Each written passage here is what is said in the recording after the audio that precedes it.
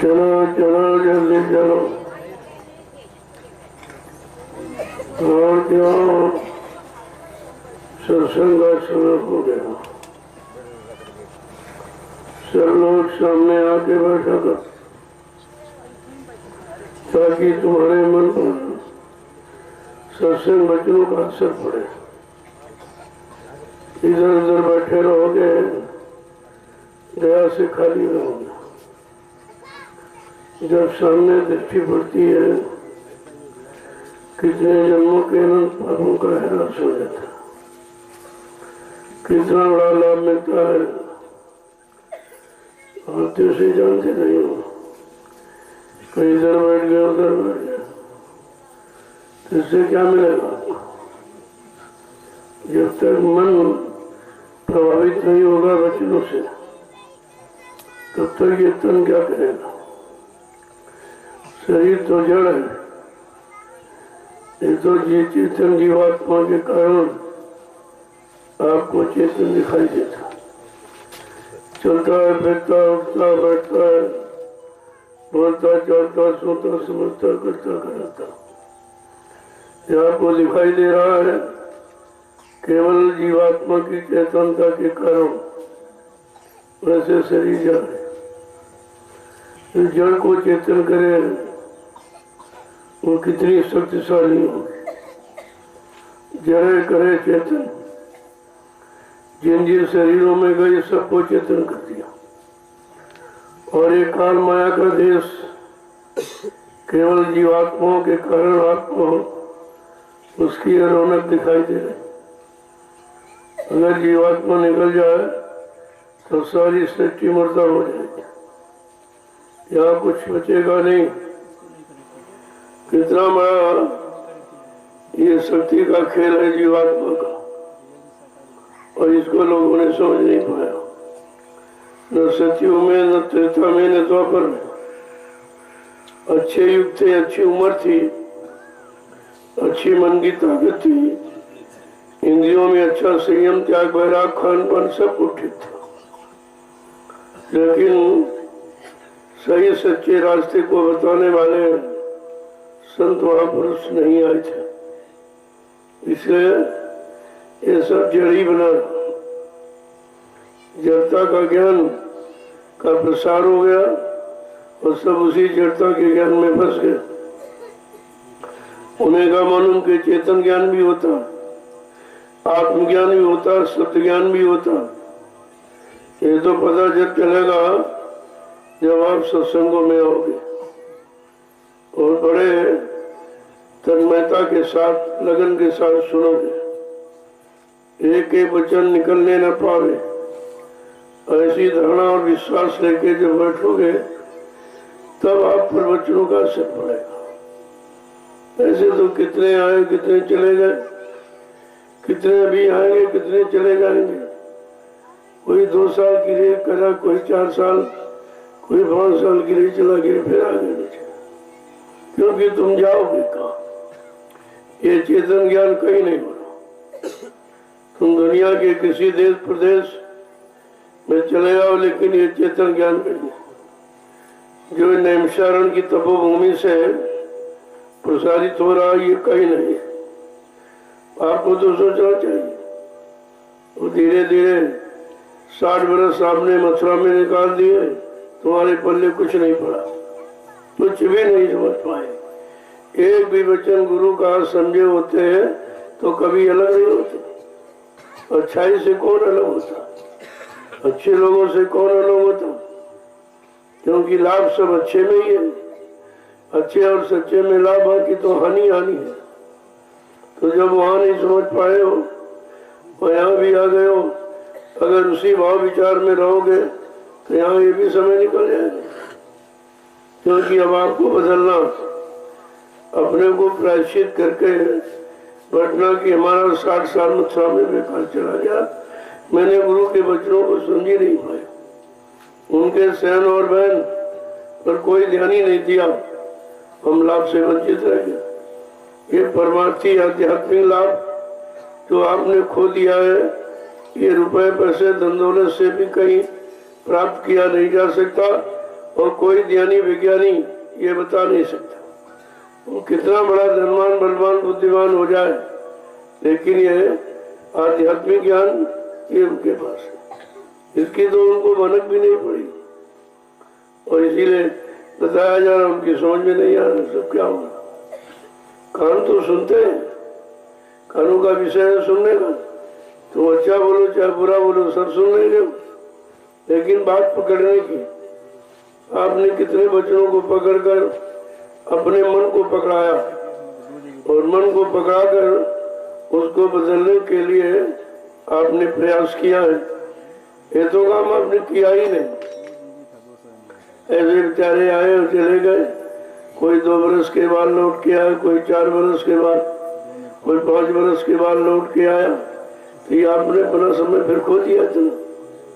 फिर भी आए थे, एक बार देख लिया, जब सौदा समझ में आ गया कि ये सत्य सत्य का सच्चाई का सौदा है, तो आपको ले लेना चाहिए। इसमें कोई मान सम्मान की बात तो नहीं कहा गया, कोई रुपए पैसे लेने देने की भीख तो यहाँ मांगी नहीं जाती। ये काम नहीं किया, न पहले कभी किया न आज करता। हाँ, तुम्हारी श्रद्धा सेवा भाव है, उसका स्वागत किया जाता है। चलो आपका अच्छी जगह लग जाए, कुछ कर्मों की कटाई हो जाए, और तो कर्म आप काट नहीं सकते। भजन के द्वारा करते हैं, भजन होता नहीं। जो भजन नहीं होता है तो फिर ये सत्संग सेवा से क्यों वंचित हो? ये तो बहुत सरल है, लेकर आप काम कर सकते हो। सत्संग समझ में आ जाए, सेवा में मन लग जाए, तो भजन तो अपने आप हो जाएगा। भजन कोई करने की चीज नहीं, भजन होता है भजन। होगा कब? जब तुम होने की स्थिति में होगे, और तुम अभी होने की स्थिति में नहीं हो, तो भजन कैसे होगा? कहते हो भजन नहीं हो रहा, ध्यान नहीं हो रहा, सुमरन नहीं हो रहा, एक बार भी नहीं कहते तुम्हारा मन इस स्थिति में है ही नहीं, तो करेगा कौन? शरीर तो भजन करेगा नहीं। शरीर से जड़ पूजा होती है, जड़ पूजा, जड़ सामान पदार्थों को पाने की। तो शरीर से जड़ पूजा आप कर दो, और आत्मा से चेतन पूजा, परमात्मा को पाने की, जीवात्मा को जगने की, वो पूजा है।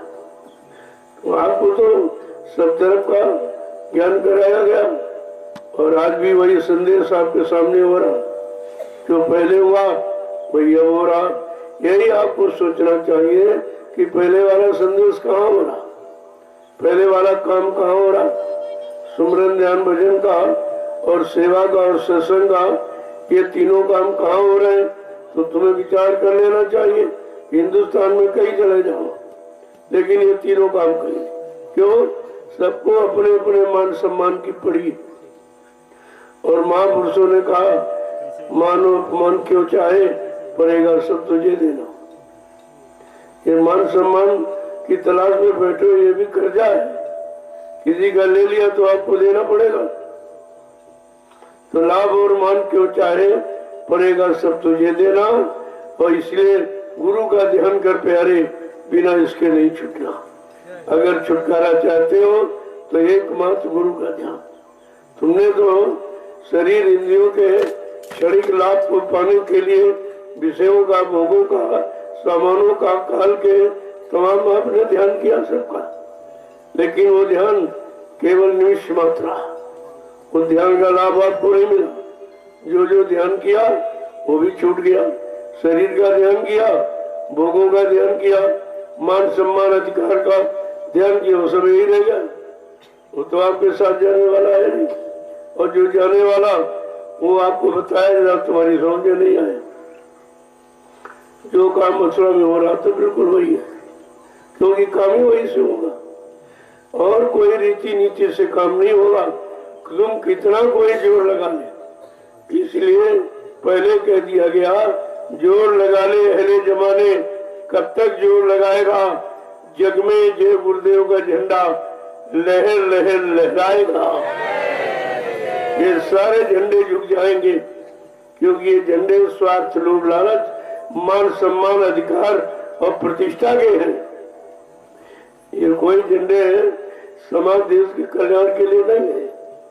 सब अपने अपने और तुम्हारा कोई झंडा बनाया नहीं, क्योंकि जानते थे इनका झंडा बन जाएगा, इनकी संख्या ज्यादा है, फिर अपने अधिकार को मांगेंगे, क्योंकि झंडा अधिकार का प्रतीक है।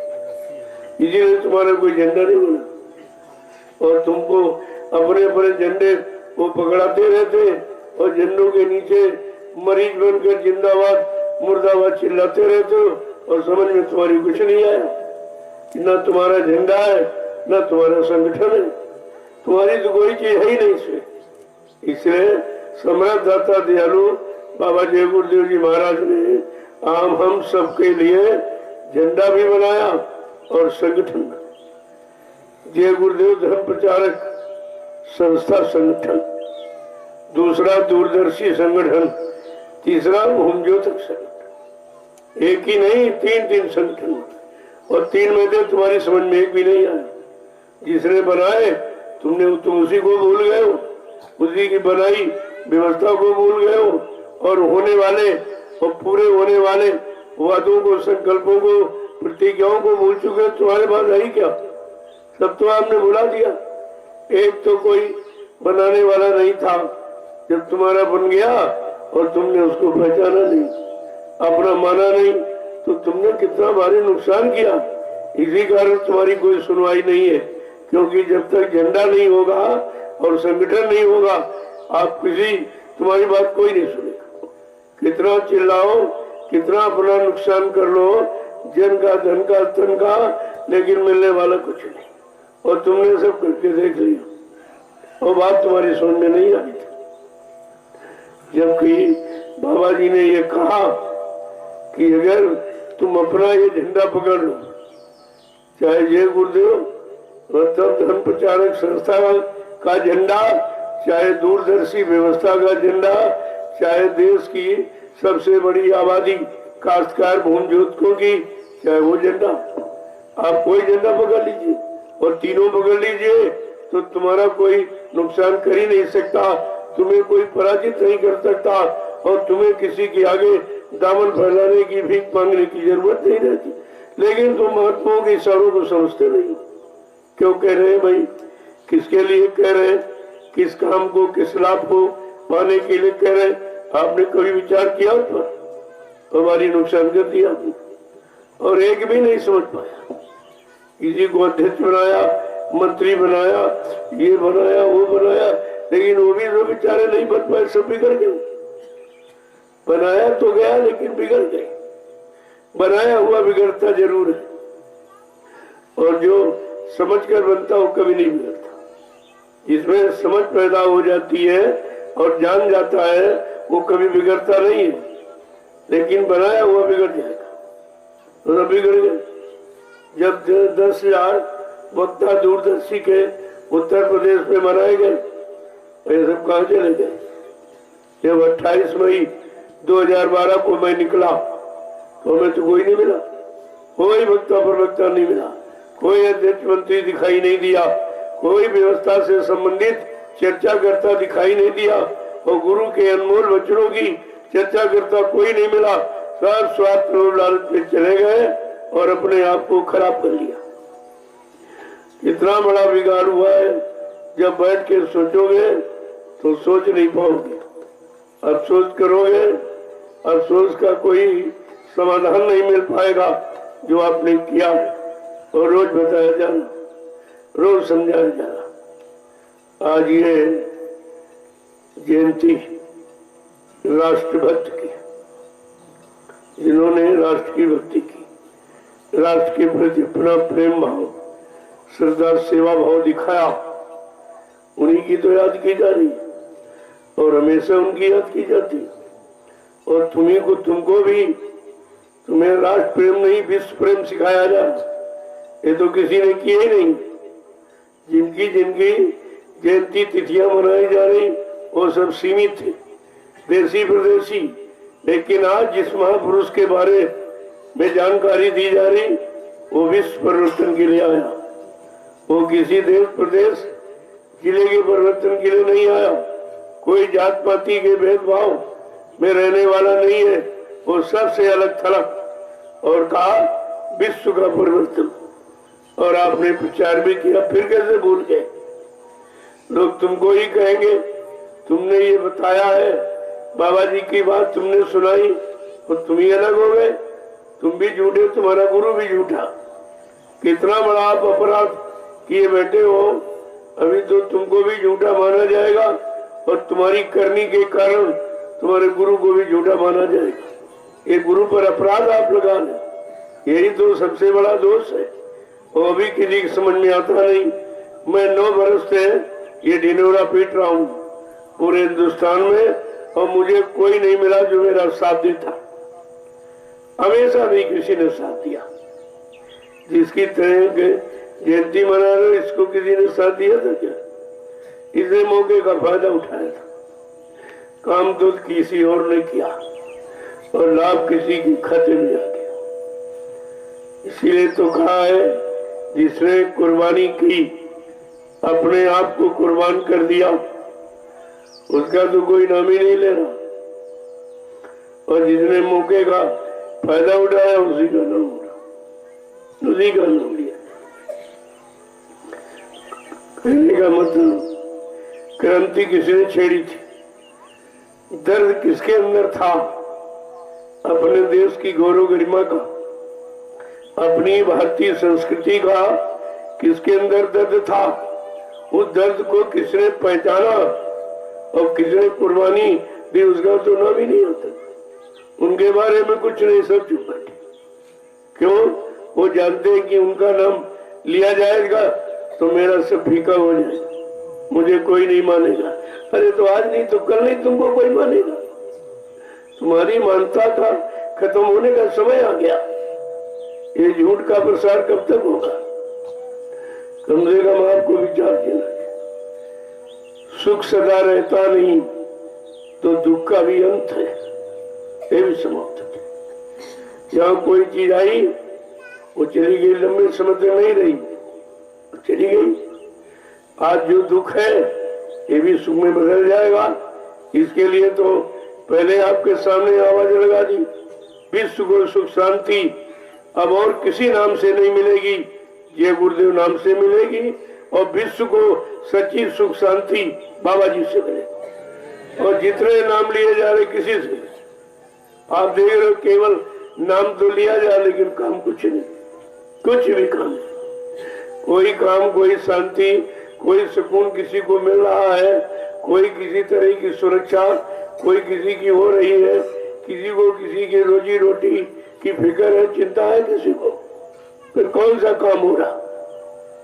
कोई भी काम न हुआ न होगा।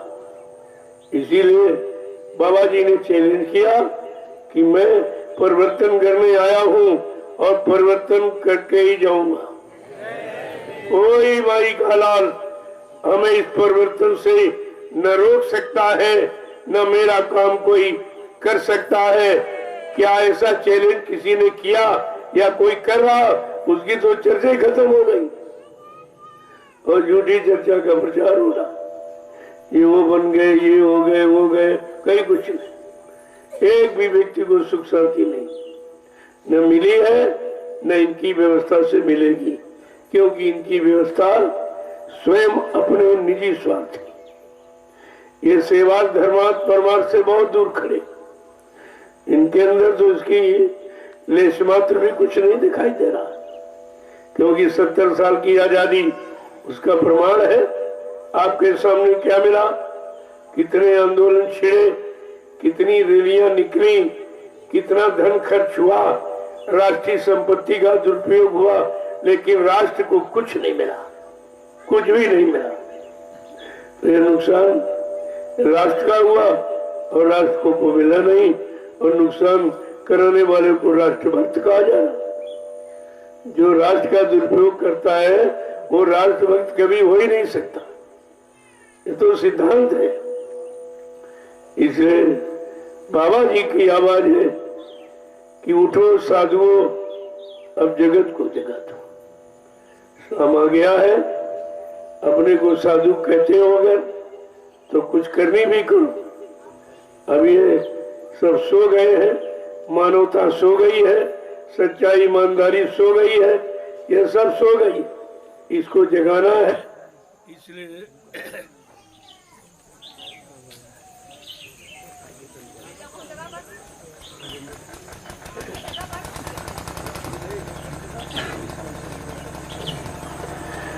समय के महापुरुष का आह्वान लगभग 60 वर्ष से बना हुआ था। क्या कहा था कि उठो साधुओं जगत को जगा दो,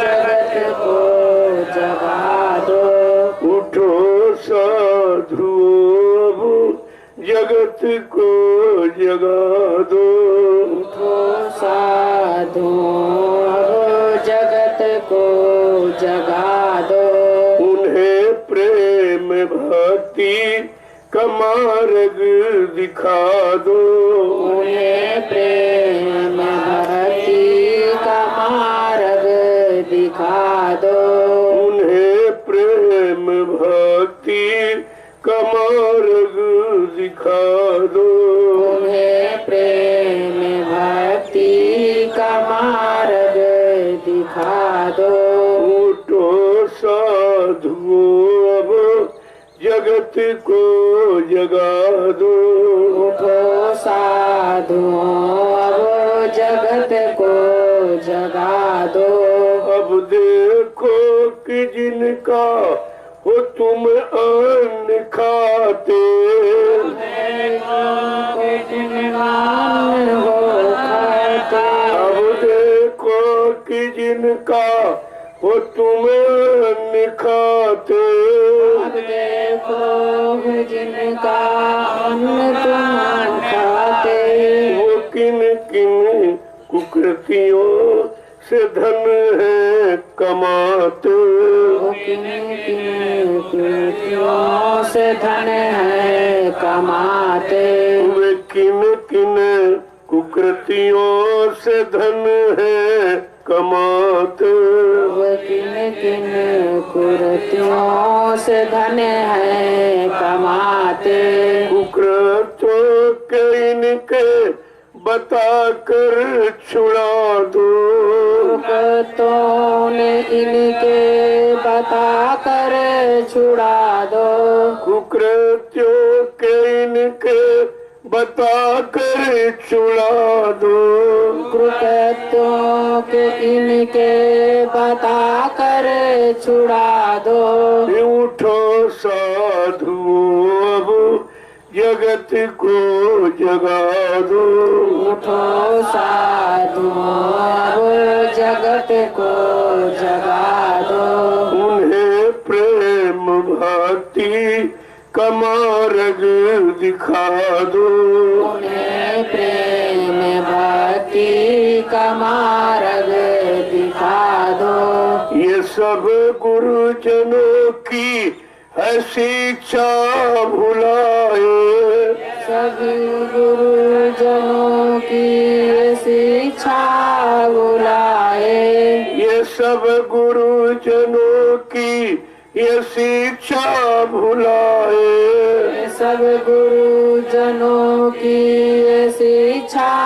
बुलाए, नमन करना अपने बड़ों को न आया, नमन करना अपने बड़ों को न आया, नमन करना अपने बड़ों को न आया, नमन करना अपने बड़ों को न आया, नमन करके नमुना इन्हें भी सिखा दो, नमन करके नमना इन्हें भी सिखा दो, नमन करके नमुना इन्हें भी सिखा दो, नमन करके नमना इन्हें भी सिखा दो, उठो साधुओं अब जगत को जगा दो, उठो साधुओं अब जगत को जगा दो, उन्हें प्रेम भक्ति का मार्ग दिखा दो।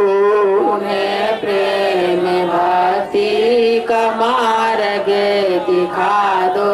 न सुत अब पिता के वचन को है मानता। नम अब वचन को है मानता।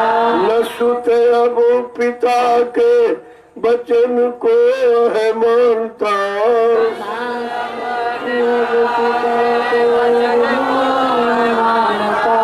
उस पूजनी माता को अब ये है डांटता। पूजनी माता को अब है ये डांटता। उस पूजनी माता को अब ये है डांटता। उस पूजनी माता को अब डांटता। इन्हें पितृ भक्ति की गरिमा बता दो। इन्हें पितृ भक्ति की गरिमा बता दो। इन्हें पितृ भक्ति की गरिमा बता दो। इन्हें पितृ भक्ति की गरिमा बता दो। उठो साधु अब जगत को जगा दो। उठो साधु जगत को जगा दो। उन्हें प्रेम भक्ति का मार्ग सिखा दो। उन्हें प्रेम भक्ति का मार्ग सिखा दो। उन्हें प्रेम भक्ति का मार्ग सिखा दो। उन्हें प्रेम भक्ति का मार्ग सिखा दो। धर्म व कर्म सब से छूटी ये पाए। और कर्म से ये छूटी अब पाए। ये धर्म व कर्म सब से छूटी ये पाए। धर्म और कर्म से भी छूटी ये पाए। इन्हें वासना मोह सबसे हटा दो। इसे वासनाओं में सबसे हटा दो। इन्हें वासना मोह सबसे हटा दो। इन्हें वासना मोह सबसे हटा दो। कुकर्मों से बच कर के रहना सिखा दो। कुकर्मों से बच के रहना सिखा दो। कुकर्मों से बच कर के रहना सिखा दो। कुकर्मों से बच के रहना सिखा दो। उठो साधु अब जगत को जगा दो। उठो साधु अब जगत को जगा दो। इन्हें प्रेम भक्ति का मार्ग सिखा दो। इन्हें प्रेम भक्ति का मार्ग सिखा दो। उन्हें प्रेम भक्ति का मार्ग दिखा दो। उन्हें प्रेम भक्ति का मार्ग दिखा दो। उठो साधु अब जगत को जगा दो। उठो साधु अब जगत को जगा दो। जय गुरुदेव। जय गुरुदेव। जय गुरुदेव। जय गुरुदेव। जय गुरुदेव। नाम किसका? प्रभु का। जय गुरुदेव। नाम किसका? प्रभु का। जय गुरुदेव। नाम किसका? प्रभु का। प्रभु का प्यारा नाम। जय गुरुदेव। समृद्ध तथा दयालु पूज्य स्वामी जी महाराज आज के इस प्रातःकालीन नैमिषारण्य की तपोभूमि पर लघु सत्संग में सम्मिलित होने वाले समस्त गोरासिक प्रेमीजनों, राष्ट्र भक्ति का पाठ पढ़ाना सरल लेकिन पढ़ करके अपनाना कठिन। इसलिए लोग पढ़ाते सुनाते और भक्ति किसी ने पढ़ी नहीं और न किसी ने की। भक्ति करना सहज नहीं है, खाड़े की धारा। भक्ति करना इतना आसान नहीं है जितना कहने में आ जाए। कहने सुनाने पढ़ने में बहुत आसान, लेकिन अपने पर उतारना, अपने जीवन को उसके अनुकूल चलाना बनाना, ये उतना ही कठिन है। इसलिए संत महापुरुषों ने जो गुरु भक्ति का बयान किया है वो अनोखा है। बिना गुरु भक्ति के आपको किसी भक्ति का ज्ञान ही नहीं होगा। कि परिवार भक्ति, समाज भक्ति, देश भक्ति, ये और ईश्वर भक्ति, ये गुरु भक्ति के सिवा बिना उसके किया ही नहीं जा सकता। इसलिए यहाँ जरूरत गुरु भक्ति की है। अगर गुरु भक्ति समझ में आ जाए तो सारी भक्ति का लाभ आप प्राप्त कर सकते हैं, क्योंकि गुरु किसी शिक्षा से, किसी नीति से वंचित नहीं रखता है। सारी नीतियां जिसकी परिवार को, समाज को, देश को, दुनिया को, इंसानों को जरूरत है, वो सारी भक्ति का पाठ पढ़ाते और कराते हैं और करा करके आपको उसका लाभ भी प्राप्त कराते। ये काम कोई नहीं करता। अगर सब गुरु भक्ति को समझ ले तो राष्ट्रभक्ति आप में अपने आप उतर आएगी कि गुरु राष्ट्रभक्ति ही है। राष्ट्र के लिए उनका सारा प्रयास, सारा प्रयत्न, सारा कर्म कर्तव्य राष्ट्र के उत्थान के लिए है, प्रगति के लिए। लेकिन उनको समझता कौन है, उनको पहचानता कौन? जब 45 करोड़ मथुरा में नहीं पहचान पाए तो फिर और दुनिया के लोगों की क्या बात करेंगे? जो इतने दिन पड़े रहे केवल खाने पीने, ऐसो आराम के लिए, संसारी भौतिक लाभ, मान सम्मान, धन दौलत पाने के लिए, लेकिन भक्ति कमाने के लिए और ईश्वर की प्राप्ति के लिए नहीं पड़े रहे थे। अगर पड़े रहे होते तो देश का नक्शा कुछ और ही होता। तो दूसरा बोल गए, जब उनको नहीं मालूम तो तुम कैसे मालूम कर पाओ? इसीलिए कहा आप पड़े रहो दरबार में, धक्का धनी के खाओ, कबू दीनदयाल के भनक पड़ेगी काम, तब तुम्हें भक्ति सीख पाओगे। और यहाँ तो दरबार में कोई नहीं पड़ा रहा, सब भक्कड़े हुए। तो भक्ति की किसने? जब भक्ति नहीं की तो शक्ति कहाँ से आएगी? और शक्ति नहीं तो जुक्ति नहीं है, जुक्ति नहीं तो मुक्ति नहीं, मुक्ति चली गई। और कहा मुक्ति संत चरण की दासी, उनके चरणों की भक्ति, उनके आदेश हुकुम पालन, बच्चों की भक्ति। जब ये आप करोगे तब आप लाभ पाने के अधिकारी बन जाओ। यही कारण कि स्वार्थी कोई लोभ लाल लेके आप आए हो तो आप टिक नहीं पाओगे इस दरबार में। स्वार्थी, लोभी, लालची लंबे समय तक संत दरबार में टिक नहीं सकता। जहां जितना मिलता रहेगा रहेगा, नहीं मिला चला जाएगा। तो कहने का मतलब जो कोई अभी लेने वाला है नहीं तो दिया किसको जाए? कोई सुनने वाला नहीं तो सुनाया किसको जाए? कोई सीखने करने को तैयार नहीं तो किसको सिखाया कराया जाए? यही तो विचारणी विषय है। इसी पर इतना विचार किया जा रहा कि अभी कोई भक्ति करने को तैयार ही नहीं। सब अपनी जड़ भक्ति में लगे पड़े, ये मिल जाए वो मिल जाए। अरे जब गुरु भक्ति करोगे तो सब कुछ अपने आप मिल जाएगा। वो तो तुम्हारे पीछे लोग लिए घूमेंगे अगर तुमने गुरु भक्ति करना सीख लिया। संत महापुरुषों ने गुरु भक्ति ही की और अपने गुरु की भक्ति का प्रसाद सबको दिया और सबको दिखा दिया कि गुरु भक्ति का कितना बड़ा लाभ, मान और सम्मान है और कितना बड़ा लोगों को विश्वास है। आज गुरु भक्ति करने के कारण तुम इतने लोग आज इकट्ठे हुए।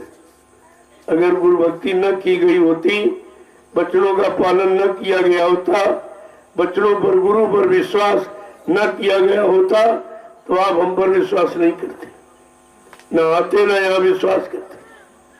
मुझको अपने गुरु पर विश्वास है। लोगों ने कहा जब मैं निकला, किले यहाँ पास तो कोई आपके पास नहीं, सारा सत्संग समाज सब उधर है, सारे प्रेमी उधर है, सारा रुपया पैसा धन दौलत आश्रम उनके पास है, और मतलब प्रशासन भी उन्हीं के पास। हमने कहा हाँ, उनके पास सब कुछ है, और मेरे पास मेरा गुरु है, मेरा गुरु मेरे पास, और तो मेरे पास कुछ नहीं था। और मैंने दिखा दिया लोगों को कि गुरु भक्ति किसे कहते, और सामने सबके आगे खड़ी हुई। तमाम निंदा आलोचना बुराई के झोंके आए और निकल गए।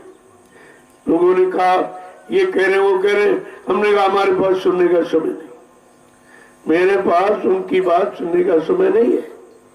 मैं जिस लक्ष्य निशाने पर खड़ा हूँ, जब तक वो पूरा नहीं होगा तब तक मैं इधर उधर देखने झांकने ताकने वाला नहीं हूँ। और लोगों ने क्या नहीं किया, तो लेकिन कुछ नहीं हुआ। गुरु भक्ति आगे सब खत्म हो गया। इसीलिए सच्चे गुरु भक्त को 3 लोक बहना है। 3 लोक तो कोई बालवा का उसका नहीं कर सकता। कितना बड़ा लाभ है उस शक्ति का, कितना बड़ा प्रभाव है। और आप देख रहे हो इतने लोग कैसे आ गए।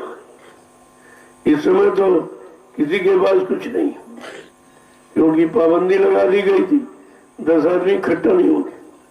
लेकिन गुरु कृपा कितनी महान है, ये नैमिषारण्य की तपोभूमि पर कभी लोग कम नहीं हुए, कभी यहाँ कम भीड़ नहीं हुई।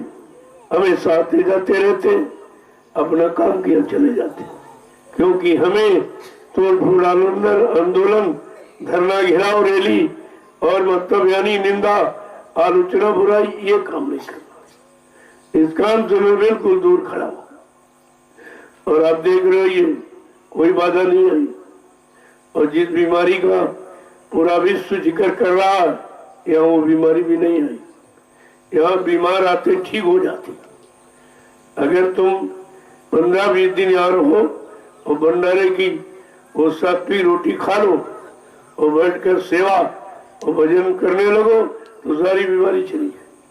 बीमारी तुम्हारी आलसपन की, जो आलस करते हो बीमारी उसी बात की। जो शरीर के पुर्जे चलते रहेंगे वो खराब नहीं होते, और जो मशीन खड़ी हो जाती है वो खराब हो जाती। तो बात आप समझते क्यों नहीं हो? तुम्हारी बीमारी का कारण है कि तुम एक जगह एकदम बैठ के न कुछ करते हो, न कुछ समझते हो, और न समझने करने के लिए तैयार ही हो। तो परेशान आप हो। परेशानी तो अभी और आएगी आगे। अगर आपने अपने में चेतनता न ले आए और सक्रिय न होकर निष्क्रिय हो गए तो और परेशान हो जाओ। अब ये समय प्रसारण का है। बच्चों को, लोगों को कान तक पहुंचाइए कि परिवर्तन की घड़ी आ गई है और परिवर्तन होगा, इसे कोई रोक नहीं सकता। और वो किसी के द्वारा नहीं, कोई वक्ता प्रवक्ता कोई नेता, इनसे परिवर्तन न कभी हुआ है धार्मिक धारा का, न कभी होगा। ये तो इतिहास उठाइए आप कि परिवर्तन किसके द्वारा। जिसकी तिथि आज मना रहे हो उसके नाम के आगे अगर महात्मा शब्द न लगा होता तो एक भी आदमी नहीं जुड़ता। महिमा महात्मा की है, महिमा व्यक्ति की नहीं है, क्योंकि तमाम व्यक्ति राजनीति क्षेत्र में है, सबने किया, किसी की महिमा नहीं और किसी के नाम के आगे ये महात्मा शब्द लगा भी नहीं। ये भी आपको विचार करना चाहिए। तो महात्मा शब्द की महिमा के कारण इनकी महिमा है, लेकिन वो महात्मा शब्द जिसके आगे लगाया उसको आपने खड़ा कहाँ किया? उनका सिद्धांत था, वो कहते थे मैं अहिंसा का पुजारी हूँ। अहिंसा के पुजारी की आज ये पावन तिथि है और यह अहिंसा कराई जा रही और गांधी का नाम लिया जा रहा। क्यों बदनाम करते हो? क्यों महात्मा शब्द को बदनाम करते हो और महात्मा को तुमने नोट पे लाके खड़ा कर दिया, जबकि महात्मा धन दौलत माया से बहुत दूर रहता है, वो इसमें रहता ही नहीं, तभी तूने महान आत्मा कहा गया।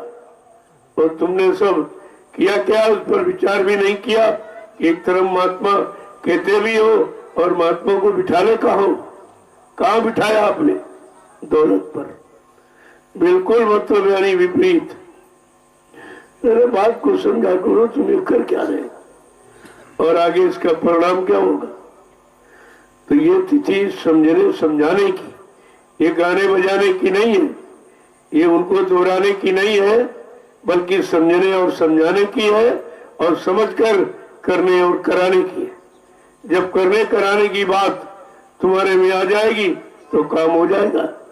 यहाँ तो सुनाया जा रहा और गाया बजाया जा रहा और करने कराने को कोई तैयार नहीं, क्योंकि कुर्बानी ये विषय भोगों की बस की बात नहीं है। जो भोगी है, जो विषयी है, मान सम्मान में मतलब रहने वाले, वो कभी ये काम नहीं कर सकते। कुर्बानी उनकी बस की नहीं। अब तो कुर्बानी का केवल कहानी रह गई, केवल कहानी रह गई कुर्बानी की। कुर्बानी किसी के अंदर उतर के आई नहीं। अगर कुर्बानी की गई होती और कुर्बानी का अर्थ समझा गया होता और कुर्बानी की गौरव गरिमा और महिमा अगर जानी गई होती तो आज देश का नक्शा अलग होता। कोई आपत्ति, कोई मुसीबत किसी तरह की किसी को नहीं होती। सारे देश को सच्ची सुख शांति में लाने के लिए ही तो कुर्बानी की गई थी, लेकिन सुख शांति कहाँ मिली? वो तो करोड़ों को दूर चली गई। हमारी शांति अशांति भ्रांति क्रांति के बीच फंसी पड़ी है, इसे कौन निकालेगा? है कोई निकालने वाला? इस पर आपको विचार करना चाहिए कि हमारी शांति जो क्रांति भ्रांति अशांति के बीच में फंसी पड़ी है वो कैसे निकलेगी, वो निकालने वाला कौन होगा? तो आपके सामने आवाज लगाई गई कि शांति दूत आ गया। शांति देश से शांति दूत आ गया और वो विश्व को शांति देने आया। विश्व को, लोगों को सच्ची सुख शांति देने का जिसने बीड़ा उठाया और वादा किया और संकल्प किया और प्रतिज्ञा की है, वो विश्व को सच्ची सुख शांति देगा। अगर कोई दे सकता हो तो दे ले। बाबा जी ने मौका सबको दिया। ये समय किस लिए है?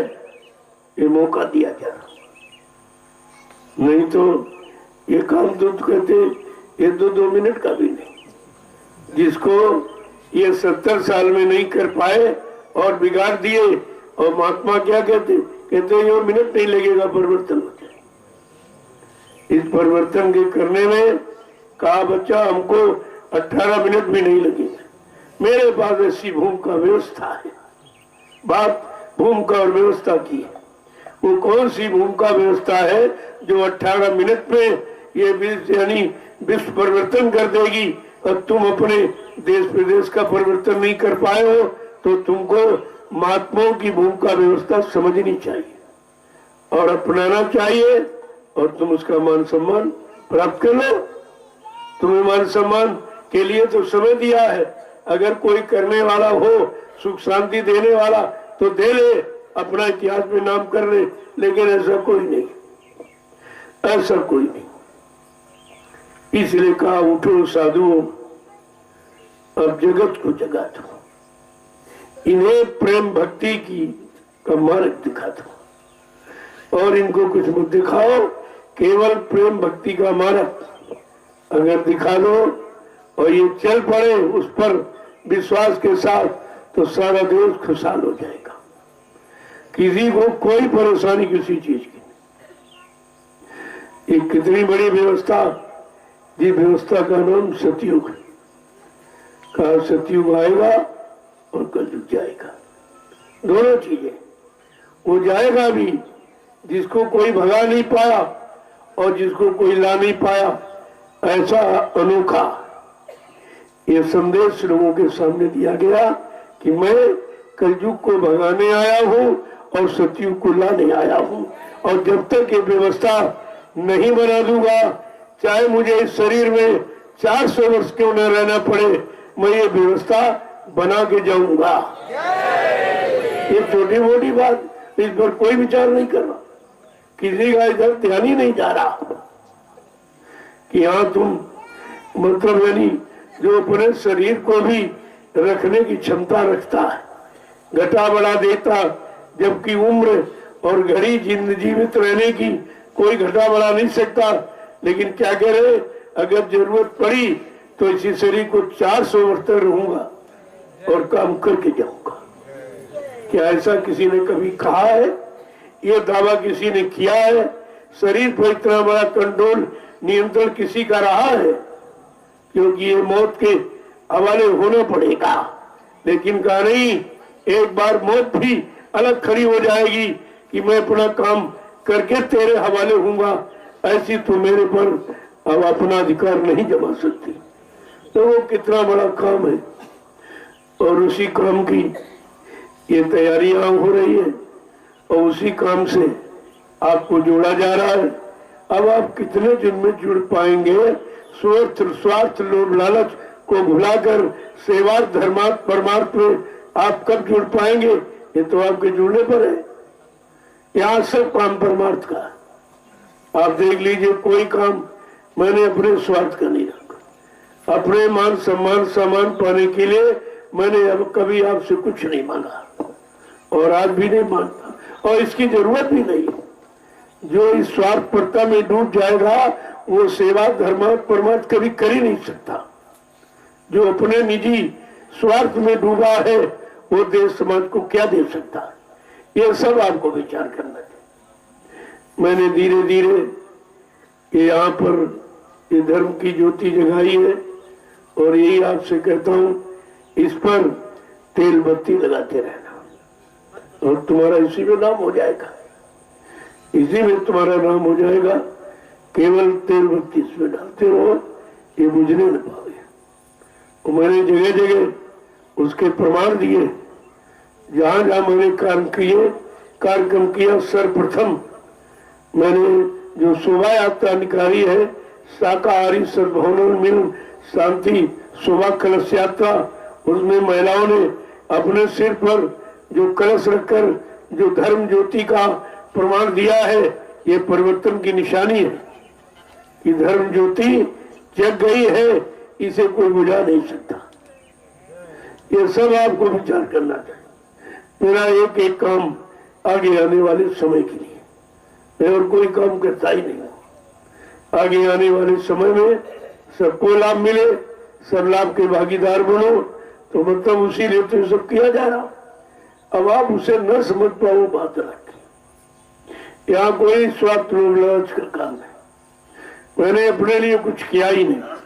ये इतनी जमीन आपकी है, मेरे नाम 1 इंच भी जमीन, मेरा कोई खाता ही नहीं जो 1 पैसा उसमें रखा, क्योंकि आपने सेवा भाव में दिया है और मैंने सेवा भाव में इसको लिया और लगा दिया। आपके सामने लगा हुआ देख लीजिए, ये जमीन आप देख लीजिए, और उधर निर्माण कार्य हो रहा उसको आप देख लीजिए। ये सब आगे आने वाले समय में लोगों के लिए, तुम्हें तो लाभ मिलेगा ही, लेकिन तुम्हारी जहां सेवा धन की तन की और मतलब अन्न की लग जाएगी, वो आगे आने वाले लाखों लोगों को लाभ देगी। यही तुम्हारा परमार्थ है जिसे कोई काट नहीं सकता। इस परमार्थ का लाभ कोई मिटा नहीं सकता। तो आपको तो सोचना चाहिए। जय गुरुदेव, जय गुरुदेव, जय गुरुदेव। नाम किसका? प्रभु का। जय गुरुदेव। नाम किसका? प्रभु का। प्रभु का प्यारा नाम। जय गुरुदेव। जब जब इस भारत भूमि पर ये प्रेम प्यार मोहब्बत इंसानों के दिल दिमाग से जाता रहा, माँ बहन बेटी की परख पहचान मानव के मन मस्तिष्क से जाती नहीं, तो हमारा इतिहास प्रमाण देता है किसी न किसी शक्ति को मनुष्य रूप में भेजा गया और वो आपके तरीके से गांव शहर कस्बे में पैदा हुआ।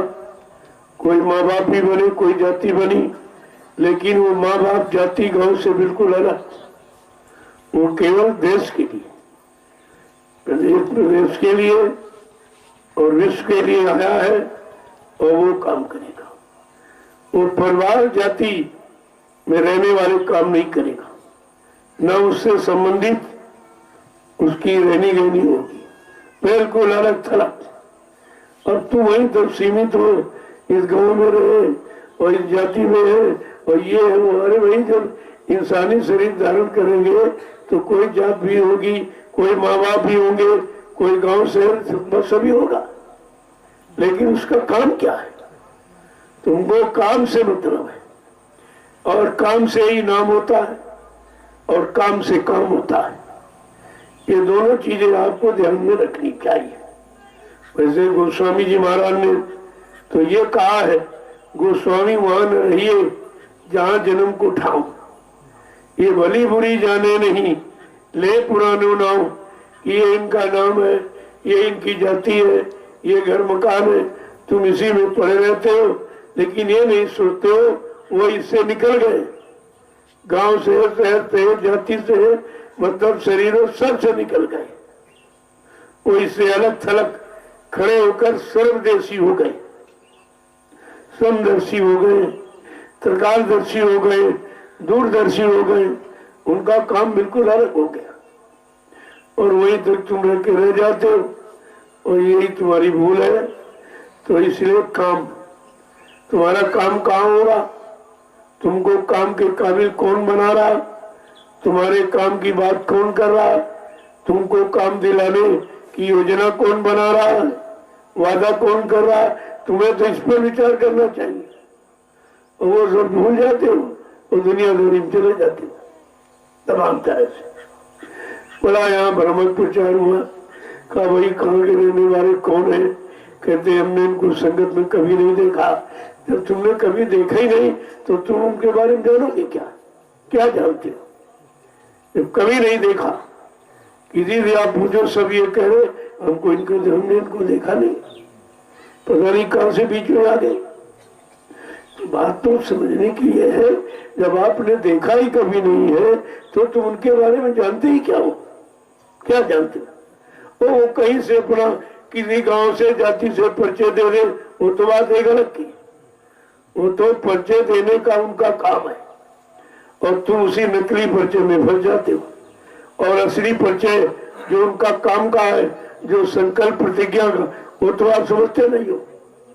तो समय आपका इसी में खराब चला जाता है। तमाम मीडिया पत्रकार यहाँ से कानपुर तक का, वो कानपुर के रहने वाले, फिर कहते नहीं वो तो हरदोई के रहने वाले, फिर कहते नहीं वो तो बाहर के कहीं से आ गए, किसी कोई विदेशी है, ये यहाँ के रहने वाले नहीं, पता नहीं किन किन तमाम शंकाओं में यानी घेर के रखा गया। लेकिन असलियत काम की बात कोई नहीं सुनता। अरे हम कहीं के कोई हो, लेकिन काम तुम्हारा हो रहा कि नहीं हो? तुम्हारी जीवात्मा के कल्याण की बात कही जा रही कि मैं अपने कल्याण की बात कहता हूँ? तुम्हारा मान सम्मान हो और तुम्हें सामान मिले और उस सामान से प्रयोग भी कर लो और धीरज से जीवात्मा का उद्धार कर लो। आपको दिलाया जा रहा कि नहीं दिलाया जा रहा?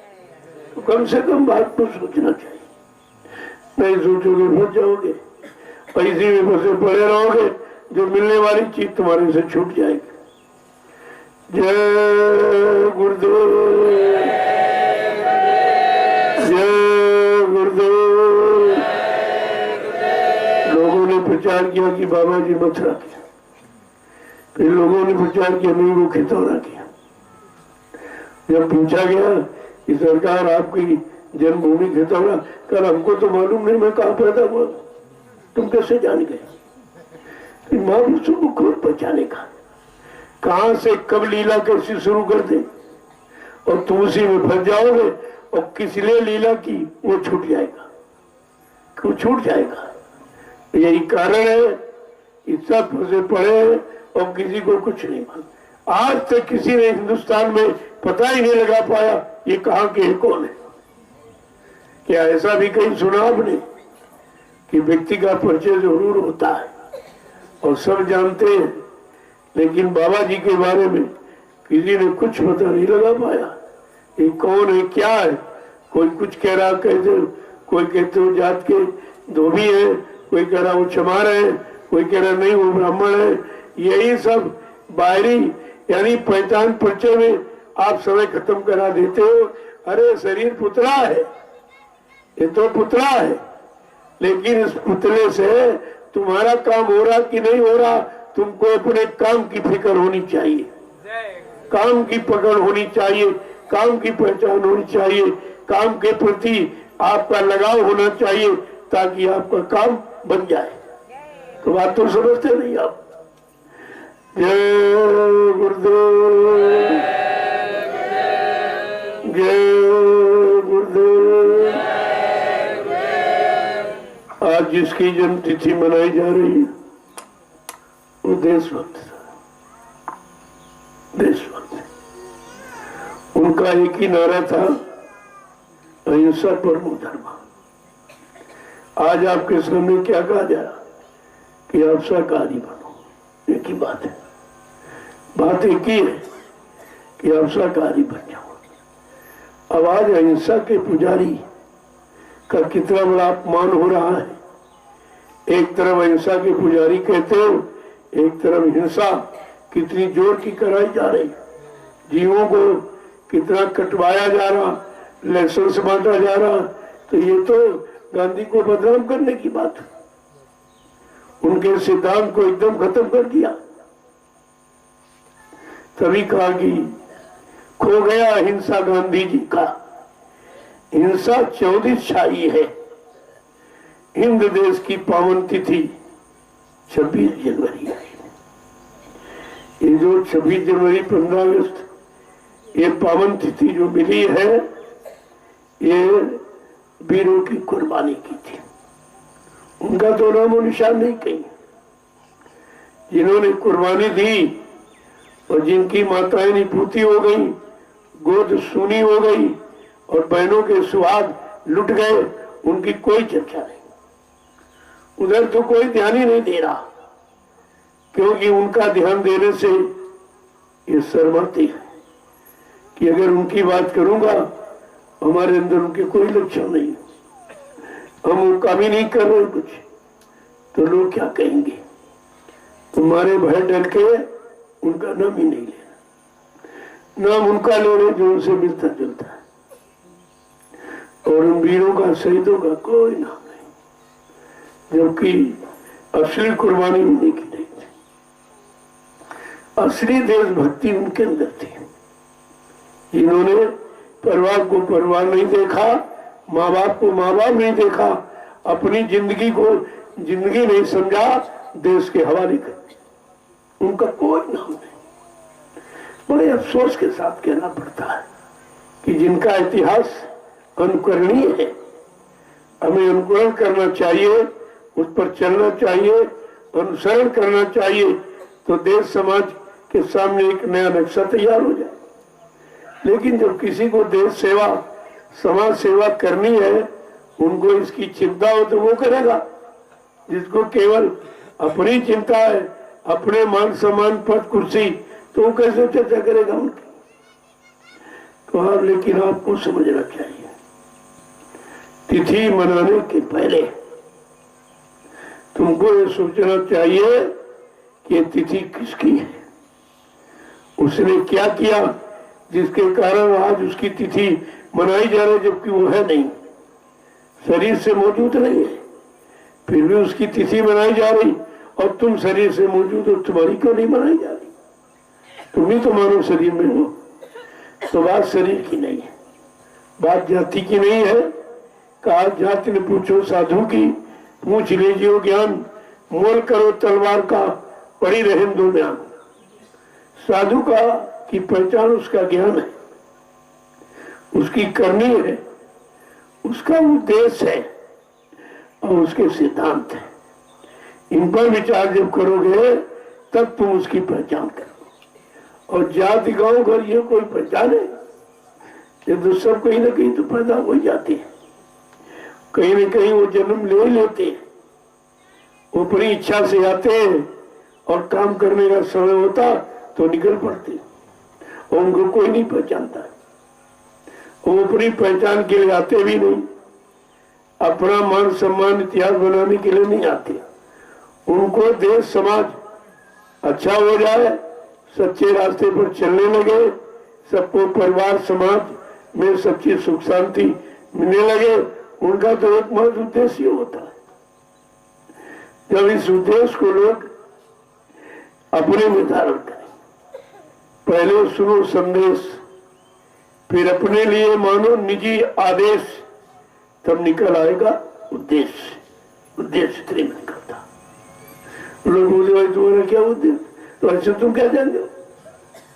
कहीं भाई बाबा जी का क्या उद्देश्य? अरे पहले उनके संदेश को सुनो और उस संदेश को अपने लिए निजी आदेश मानो, तो उद्देश्य तुम्हारा निकल आएगा। आपको पूछने की जरूरत नहीं पड़ेगी। लेकिन ये तो कोई करेगा नहीं, इसलिए उद्देश्य का पता नहीं चलता। पूछते घूमते भाई इनका क्या उद्देश्य? अब बता भी देंगे तो तुमको मान लोगे। और बाबा जी ने बता दिया मेरा उद्देश्य है विश्व को सुख शांति देना, क्या कोई मान रहा? क्योंकि लोग अपने शरीर को, अपने परिवार को सुख शांति नहीं दे पा रहे और वो विश्व की लिए बात करते, तो कैसे समझेगा? जो सीमित दायरे में जीवन यापन कर रहा वो महापुरुषों के बच्चों को नहीं समझ सकता।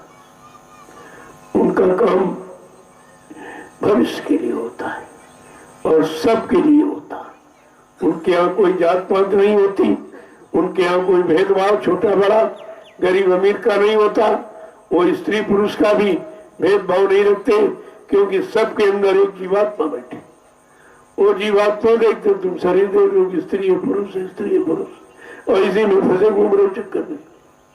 अरे भाई शरीर तो ये काल की रचना है, उसने भटकाने भरमाने के लिए दो शरीर बना दिए और थोड़ा सा अंतर कर दिया, उसी अंतर में सब फंस गए। फंसाने के लिए उसने ये किया। लेकिन महापुरुष कहते अरे भाई खोल कोई हो, लेकिन देखो खोल में है कौन? चाहे स्त्री खोल हो चाहे पुरुष खोल, इसमें केवल चेतन जीवात्मा बैठी और खेल है जीवात्मा का। जीवात्मा निकल जाएगी, चाहे शरीर स्त्री का पुरुष सब खत्म हो जाए, एक भी शरीर यहाँ रह नहीं सकता। इसलिए महापुरुषों ने मेन पॉइंट पकड़ा है, जीवात्मा। ये सारी यही शक्ति, यही शरीर की सच्ची ऊर्जा, अगर इसको समझ लिया जाए और शरीर रहते इसका काम बन जाए तो शरीर भी सार्थक और काम भी हो जाए, दोनों काम आपके बन जाए। और यहाँ शरीर के पीछे दौड़े घूम रहे और शरीर न स्वाए, शरीर के पीछे शरीर दौड़े घूम रहे कि शरीर मिल जाए, शरीर मिल जाए। स्त्री कहती पुरुष का शरीर मिल जाए और पुरुष कह रहा है स्त्री का शरीर मिल जाए, लेकिन ये नहीं समझ रही शरीर ही तो है और क्या, और चमड़े का है, दूसरा है नहीं।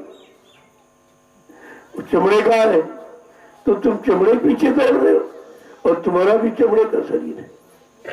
बात तो इसलिए है कि तुम गंदगी से जीव आया है और गंदगी पकड़ने के लिए दौड़ रहा है। ये गंदगी से पैदा हुआ है और उसी को पकड़ता जल्दी। और कोई बात समझ में नहीं आती, लेकिन गंदगी समझ में आती और गंदगी उसको दिखाई दे रही 24 घंटे। उसके मन पर गंदगी छा गई है, उसको बेचैन करती है कि गंदगी कब मिलेगी, गंदगी कब मिलेगी। ये नहीं सोच रहा अच्छाई कब मिलेगी, सच्चाई कब मिलेगी, ये तो कभी सोचता नहीं। गंदगी कब मिलेगी, गंदगी कब मिलेगी, गंदगी कब। और गंदगी में बंदगी स्वीकार होती नहीं है और गंदगी से जिंदगी बिगड़ जाती है। ये दोनों चीजें तो बात है समझने की। देखो जितने लोग आए हो, जो वाहन लेके आए, आपको सेवा का अवसर मिल गया, अपना वाहन ले जाओ और लकड़ी ले आओ। वो लकड़ी भंडारी में कितने लाख लोग तुम्हारी सेवा से भोजन पाएंगे।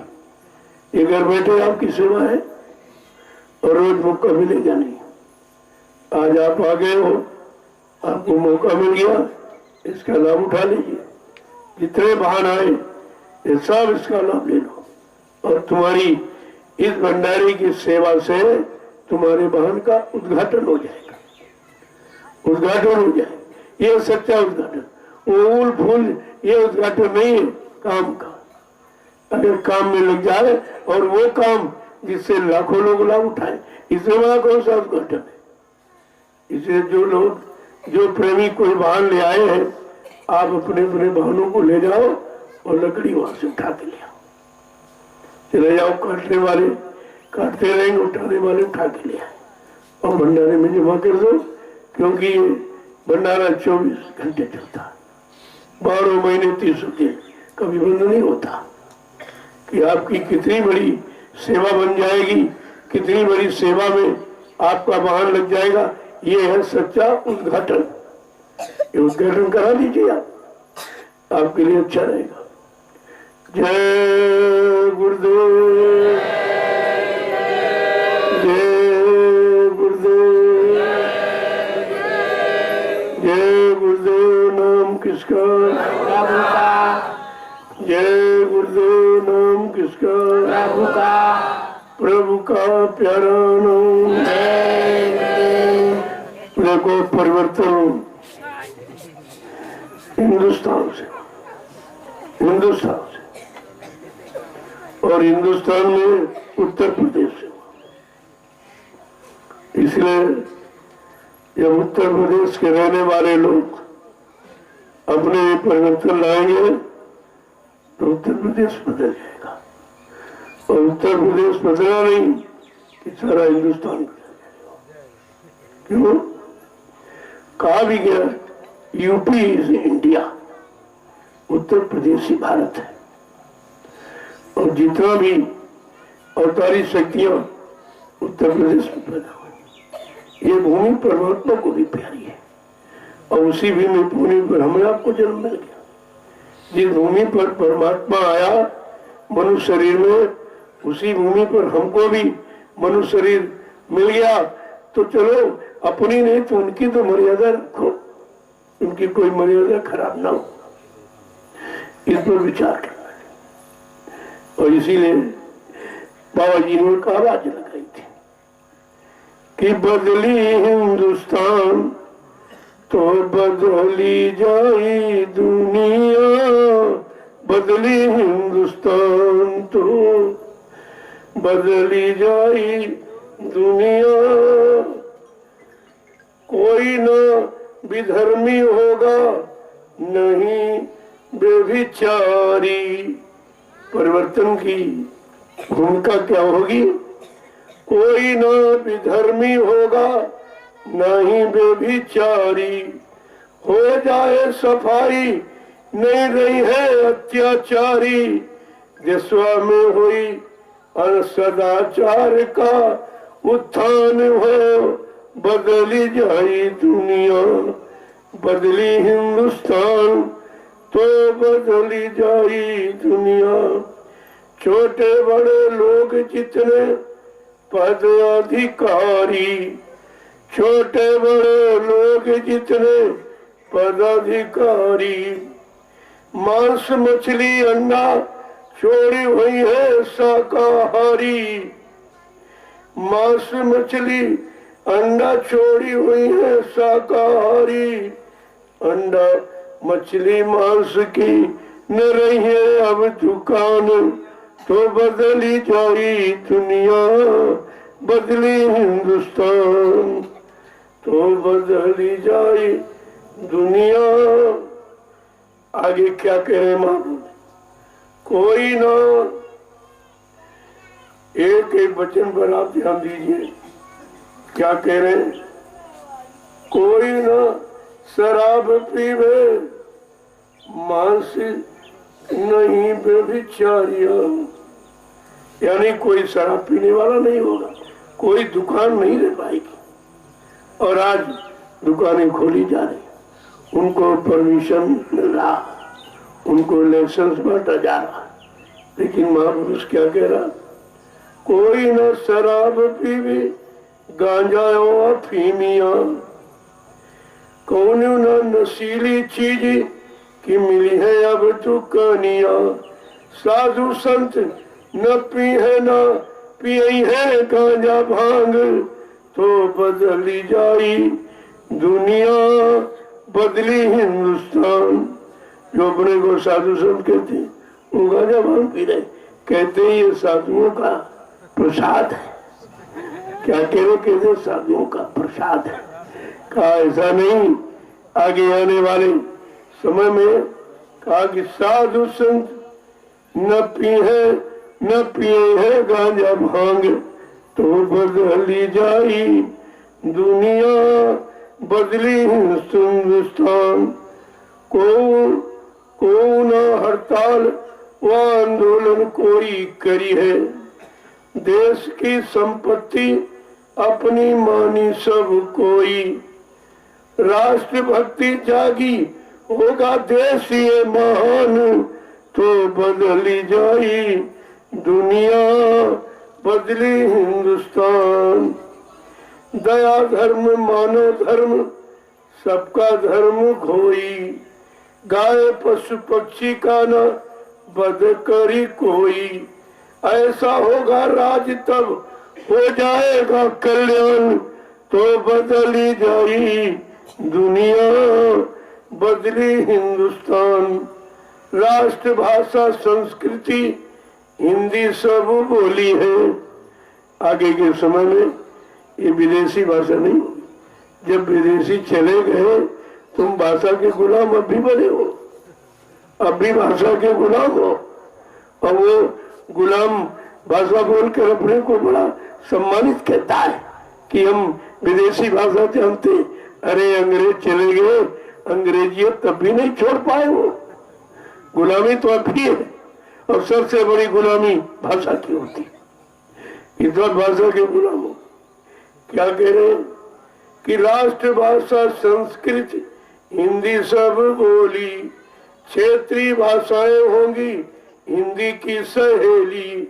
हिंदी और संस्कृत में अब बन गई है विधान, तो बदली जाई दुनिया बदली हिंदुस्तान। मांस मछली अंडा, क्या सवाल कह रहे हैं कि मांस मछली अंडा दारू यदि न छोड़िया भाई, देशवा विदेशवा में हुई गई है सफाई। ये अगर मांस मंदिर अंडा नहीं छोड़ा गया देश प्रदेश साफ हो जाएगा, क्योंकि कुदरत इसी गंदे खान पान से नाराज है। क्या कह रहे हैं कि मांस मछली अंडा दारू यदि न छोड़ी हो भाई, देशवा विदेशवा में हो जाई सफाई। मांसखोर मरी है हिंदू मुस्लिम और क्रिस्तान, तो बदली जाई दुनिया बदली हिंदुस्तान। आगे क्या कह रहे कि इसके बाद धर्म का पताका फहराई, इसके बाद धर्म का पताका फहराई। दया प्रेम धर्म सब लोग अपनाई, सब एक दूसरे के आवे लागी काम, तो बदली जाई दुनिया बदली हिंदुस्तान, तो बदली जाई दुनिया। आगे कहे इस तरह का परिवर्तन ये लोगों को देखने को मिलेगा। ऐसा माहौल वातावरण देश का आज जब लोग सुन रहे तो विपरीत दिखाई दे रहा। अरे विपरीत दिशा को लाना ही तो पूर्ण परिवर्तन है। ये तो परावर्तन है, जो थोड़ा बहुत शुद्धिकरण कर दिया ऐसे से ऐसा, और परावर्तन जो ऐसे से ऐसा करते, इसको परिवर्तन कहते हैं। ये परिवर्तन है सारी स्थितियां परिस्थितियां, सारा गंदा खान पान, गंदी सोच और गंदे कर्म और गंदी संस्कृति सब बदल जाएगी। छोटा मोटा परिवर्तन नहीं होगा, एक विशाल परिवर्तन की नींव। और हमें आपको उस नींव पर हमेशा यानी कुछ न कुछ काम करते रहना चाहिए। उस नींव के अनुसार हमें आपको अपने आप को बनाना है और उसी पर चलना है, ताकि हमारे जीवन की इमारत सही हो जाए। जब नींव सही हो तो इमारत सही होती है। जय गुरुदेव, जय गुरुदेव, जय गुरुदेव, जय गुरुदेव। नाम किसका, जय गुरुदेव। नाम किसका, प्रभु का प्यारा नाम। अब सब लोग खड़े हो जाइए। कभी देर से आप बैठे हो, लोगों पीछे वाले अभी नहीं खड़े हो पाए, तो ऐसे पूछो जब खड़े नहीं हो पा रहे तो तुम चलोगे कब? चलोगे कब, नहीं तो पहुंचोगे कब? जब इस बात को समझने लगोगे तो आपकी समझ में सब आ जाएगा हमें किस काम के लिए खड़ा होना है और किस सच्चे अच्छे रास्ते पर चलना है, ताकि एक अच्छे सच्चे समाज का निर्माण हो जाए। मैंने लोगों को यही बताया। लोगों ने पूछा कि भैया आपका उद्देश्य क्या है? हमने एक सच्चे अच्छे समाज के निर्माण का कहे तो बहुत बड़ी बात है। हमने नहीं, बहुत छोटी बात है, क्योंकि अभी करने को तैयार नहीं है और कराने वाला कोई है नहीं। जो कराने वाले वो खुद ही सब गलत कर रहे हैं, तो अच्छे की शिक्षा कैसे देंगे जब वो खुद ही सच्चे अच्छे मार्ग पर नहीं चल पा रहे, अपने आप को चला नहीं पा रहे, अपने आप को खड़ा नहीं कर पा रहे, तो वो देश की जनता को क्या खड़ा करे? ये तो सब करने का विषय है, ये भाषण स्पीच का विषय है ही नहीं करने का। हाँ, जिसको कराना होता वो बताने के लिए कहता है, अगर बताया ना जाए तो आप करोगे कैसे? लेकिन जो सुनता है वो करने के लिए और सुनाता है कराने के लिए, तब ये काम सफल हो। केवल सुनोगे सुनाने के लिए तो कुछ नहीं कर पाओ, तो ऐसे सुनाते रहोगे, कहते नहीं कि मतलब गावत गावत गायब हो गए, सुनत सुनत भय ईट, कहे कबीर ऐसे लोगों पर पड़ी नहीं को छीट। और यही सब यहाँ हो रहा, सुन लिया उधर सुना दिया, उधर सुन लिया उधर सुना दिया, सारे देश में कहा सुनी हो रही। और कहा सुनी माने झगड़ा। आप कहते हमारी उनकी कहा सुनी हो गई, कहा सुनी का मतलब ही झगड़ा। जब तक ये कहा सुनी में पड़े रहोगे झगड़ा ही रहेगा। झगड़ा मिटेगा कैसे? करने और कराने से।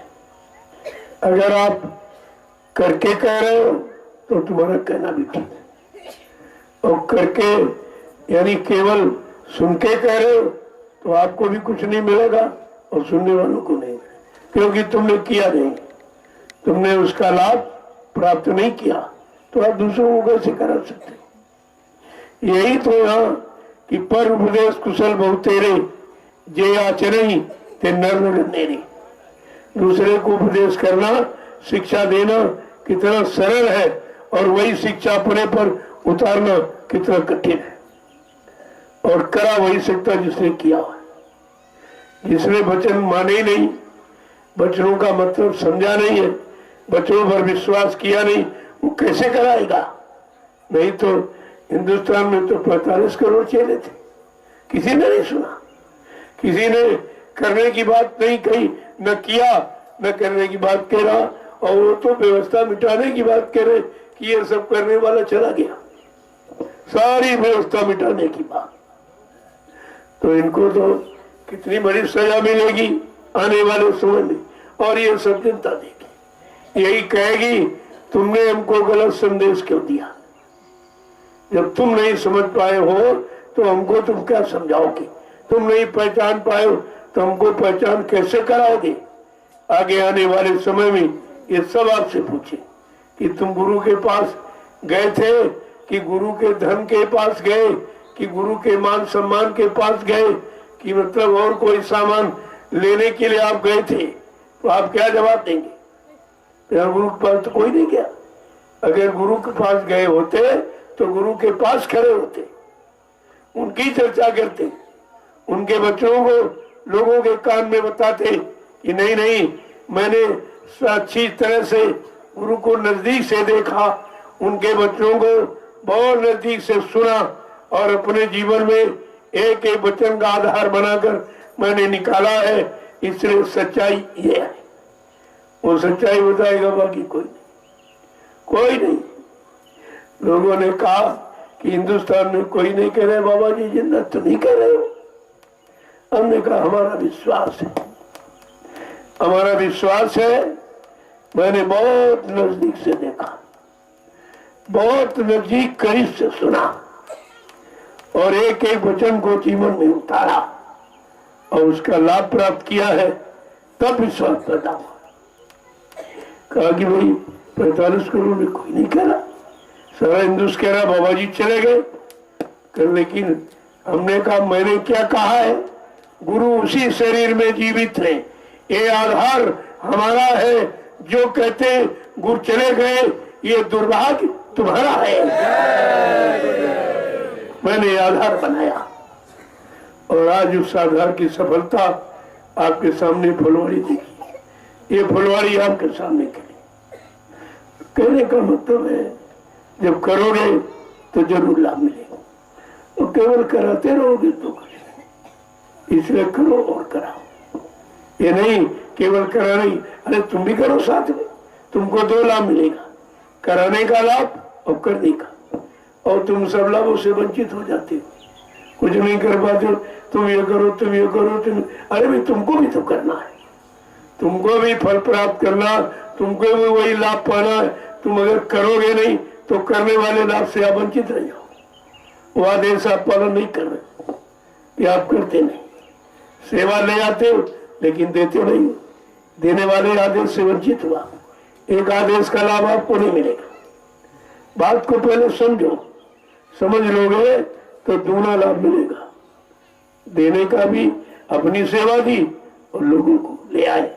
और इसीलिए तुम निकलते नहीं बाहर कि तुम सेवा देते नहीं हो। तुम यही सोचते हो कि हम कैसे लोगों से कहें। जब तुम दो और तुमको लोग देखेंगे तो बगैर कहे दे देंगे, उनका भी लग जाएगा। तुम्हारे देखने से उनका लाभ, ये कितना बड़ा लाभ है। और तुम ऐसा कोई काम कर ही नहीं पाते हो, दिखा नहीं पाते हो जिससे लोग प्रभावित हो और वो भी उसका लाभ उठाए।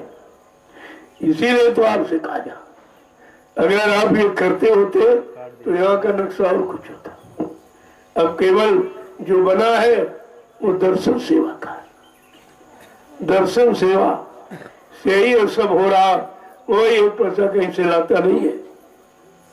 अगर तुम इतने लोग हो, अपने अपने जिले, ब्लॉक, तहसील, गांव में निकल जाओ तो लोग देने के लिए बैठे कि भाई हमारे पास समय नहीं है, मैं जा नहीं पाता हूँ, लेकिन मेरी सेवा अगर लग जाए तो अच्छी बात है।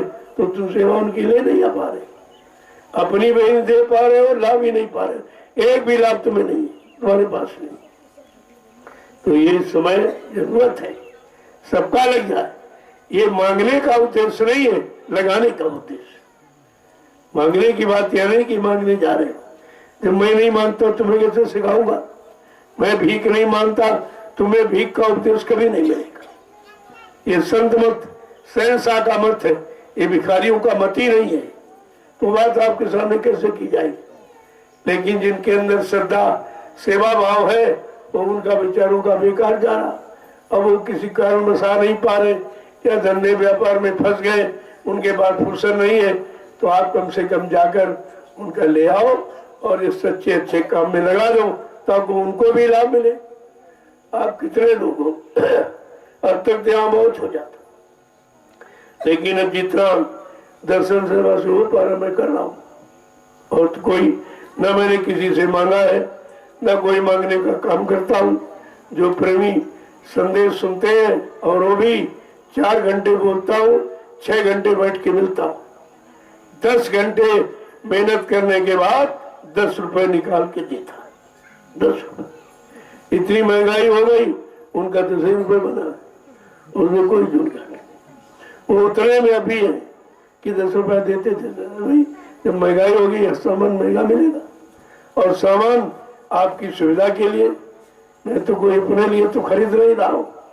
आप कहते हो रहने की व्यवस्था नहीं है, लेकिन बाथरूम की व्यवस्था नहीं, तो आप ये काम क्यों नहीं करते? जब तुम्हारी व्यवस्था होनी है, अपनी व्यवस्था के लिए आप मकान बनाते हो, मकान की सारी व्यवस्थाएं करते हो, तो यहाँ जब तुम्हारी व्यवस्था है तो तुम्हें यहाँ नहीं करना चाहिए। यहाँ के बारे में कुछ नहीं कि वो करे, तो हम कितना कर सकते? 10 रुपए से कितना होगा? कोई कर सकता? ये 10 रुपए की देखो महिमा, ये श्रद्धा की चूनी भली, जो श्रद्धा भाव में लोगों ने 1 रुपया 2 रुपया 10 रुपया दिया, मैंने इतना संभाल के रखा है। आज आपके सामने प्रमाण है, कोई करके दिखा दे 10 रुपए में इतनी जमीन। तो जब करने के लिए तैयार हो तो क्यों नहीं होगा? लेकिन करने वाला जब बिल्कुल निर्विकार है, कोई विकार नहीं है, कोई स्वार्थ भाव नहीं, तब काम होगा। अगर वही इसमें फंस गया तो कुछ नहीं। मीडिया पत्रकार पूछते रहे भाई आपका खाता क्या है? हमने कहा मैं खाते नहीं तो खाता क्या खोलूं? जो संपत्ति खा जाते हैं, सेवाएं खा जाते हैं, उनका खाता होगा। मैं तो काम ही नहीं करता, ना मेरा कोई खाता होता। बड़ी निगरानी, यहाँ से कानपुर जहाँ जहाँ आश्रम बना सब जगह बत्ती मीडिया पत्रकार थक गई, इसको कुछ मिला नहीं, हमने पूछा ही नहीं मिलेगा क्या। और जो है वो निमिषारण में देख लीजिए, तुम्हारे सामने है। मैं कोई पर्दे में काम करता नहीं, अपने लिए कुछ करता नहीं हूँ, ये भी बात है। तो वो तो सबके सामने हो रहा, इसमें कहने की क्या बात? अगर थोड़ा सा तुम लोग सक्रिय हो रहे हो तो बहुत काम हो जाए, बहुत काम। मैंने टोली बनाई थी, इसीलिए ये टोली अपने अपने जिले में जाएगी। जब लोगों के लिए जाओगे तो लोग सेवा भी दे देंगे कि भाई हम नहीं जा पा रहे, हमारी सेवा लिए जाओ, तो उसका भी लग जाए। उद्देश्य ये है कि गरीब अमीर छोटे बड़े सबका लग जाए और इसका लाभ सबको मिले, क्योंकि तपोभूमि का लाभ बिल्कुल खुला हुआ है। तीर्थ वर्णन इसमें क्या था?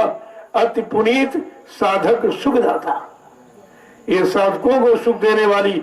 और साधक बेचारे घर में बैठे बड़ी परेशानी में है, आ नहीं पाते, तो कम से कम उनका कुछ लग जाएगा तो ये सुख शांति का लाभ उनको भी मिल जाएगा। साधक सुखदाता अगर ध्यान में रखो तो ये सबके लिए, सारे साधकों के लिए, चाहे वो आता हो ना आता हो। अरे आज नहीं तो कल आ जाएगा। जब अच्छा सच्चा काम आपका देखेंगे तो कौन नहीं आएगा।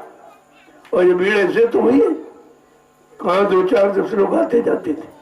धीरे धीरे धीरे जब लोगों ने काम देखा और सेवा हमारे हाथ में दी कि हमारा 1 रुपया 2 रुपया 10 रुपया ले लीजिए, तो मैंने बड़े भाव में लिया और उससे उसी भाव में लगा दिया। ये इतनी जमीन आपकी बन गई। अगर आप लोग कहीं मेहनत करते हो तो लगता पता नहीं कितनी जमीन हो जाती, किसी भाव में थी। जब सेवा थी तो भाव कुछ नहीं, क्योंकि लोगों का भाव बेचने का है और मेरा भाव है सबको परमार्थ दिलाने का है। ये अलग है, ये भाव ही अलग बिल्कुल। और ये 88,000 ऋषियों की तपोभूमि, हमने कहा तपोभूमि खरीद लो। भूमि तो बहुत हिंदुस्तान में, लेकिन तपोभूमि सब जगह नहीं। इसलिए तपोभूमि को अपनी गाड़ी कमाई से ले लो, और ताकि तुम्हारा काम हो जाए और आगे आने वाले लाखों करोड़ों लोगों का काम हो जाएगा। क्योंकि सभी तो आए जाएंगे कहाँ, परिवार तो एक दिन इकट्ठा होगा ही। जब परिवार इकट्ठा होगा तो जगह चाहिए, जगह आपके पास कम है। जब तक वो परिवार इकट्ठा नहीं हो रहा तब तक आप तैयारी कर लो, क्योंकि परिवार अपना ही, किसी घर में गैर किसी को समझता नहीं। और बेचारे नहीं जानते हैं और भूल भटक गए, या स्वार्थी लोभी लाचियों ने बहका भटका दिया। उनके पास सत्संग नहीं था, वचन नहीं थे, विश्वास नहीं था, भक्ति नहीं थी, तो भटक गए। लेकिन धीरे धीरे जब ये सुनेंगे, और जो ये भेज रहे इधर पूरा हिंदुस्तान ने सुना, पूरा ये छोटी मोटी सेवा, ये बच्चों की बहुत बड़ी सेवा। और मैंने हर जगह कार्यक्रमों में कहा, आप लोग आए हो अपने अपने मोबाइल में इसे नोट कर लो और घर बैठे प्रेमियों को सुना दो। जब आवाज सुनेगा तो भागता चला आएगा कि आवाज कहाँ लग रही है। ये तो आवाज कोई नहीं लगा रहा, सबकी आवाज में स्वार्थ और मतलब लोभ लालच झलकता है। ये निस्वार्थ की आवाज कौन लगा रहा? आज स्वार्थी युग में निस्वार्थ की आवाज कहाँ लग रही? तो ये सब लेने सब चले आएंगे। तभी मैंने कहा ये भूमि सबको बुला लेगी। इस भूमि में वो लाभ छिपा हुआ है। जय गुरुदेव, जय गुरुदेव, जय गुरुदेव। नाम किसका? प्रभु का प्यारा नाम। जोर से बोलो, सब मिल बोलो, बोलना होगा, अभी से बोलो। दर्द हरेंगे, कष्ट मिटेंगे, शांति भी देंगे। सबके दाता, सबके मालिक, प्रेम से बोले, ये नाम नहीं इंसान का, ये काम नहीं इंसान का। ये ऐसा नाम कभी आया ही नहीं जो इस तरह की आवाज लगाई। या नाम ने ऐसा काम करने का दावा किया हो, ऐसा किसी को नहीं। वो नाम आए केवल मान सम्मान अधिकार तक सीमित रहे, वो भी अपने निजी जिन्होंने किया उनको लाभ मिल गया, उनकी पूजा हो रही, सबकी तो नहीं हो रही। लेकिन ये नाम ऐसा है सबको सुख शांति मिले, सबके कष्ट मुसीबत जाएगी। तो ऐसा परमार्थी नाम आपके सामने है। इसीलिए मैं रोज उस नाम की महिमा बताता हूँ कि नाम क्या क्या काम करेगा। जो काम अन्य युगों में नाम आए, उन नामों ने जो काम नहीं कर पाया, वो ये कलयुग का जगाया नाम जय गुरुदेव प्रभु का कलयुग के जीवों के लिए ये काम करेगा। हर युग का नाम अलग है, कलयुग का नाम अलग, उसको कोई नई बात नहीं है। लेकिन तुम उस नामों को समझे नहीं पाए। वो कहते ये नाम कहां से आ गया? ये नाम तो सारे नामों की महिमा बता रहा, सारे गुरुओं की महिमा। जितने गुरु आए सबकी जय हो, जितने गुरु हैं उनकी जय, जितने भविष्य में आएंगे सबकी जय। ऐसा जय गुरुदेव नाम, इसमें निंदा आलोचना का विषय ही नहीं कुछ। कितना पाक सामने पवित्र नाम। जय गुरुदेव। अब आप चलिए सेवाओं में।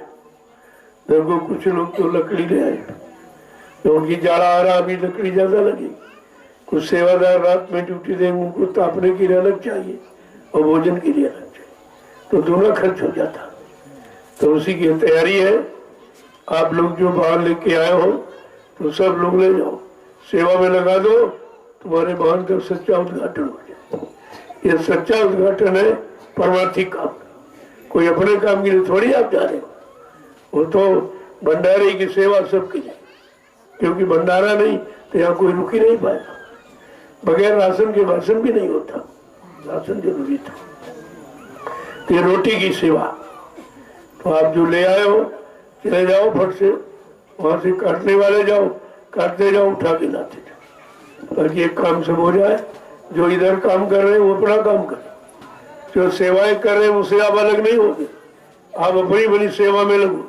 जो नए प्रेमी आए हैं उनके लिए कोई सेवा नहीं थी, ये सेवा मिल गई, ये सेवा आपको मिल गई। इसलिए आप ध्यान कर, हर चीज को समझा करो।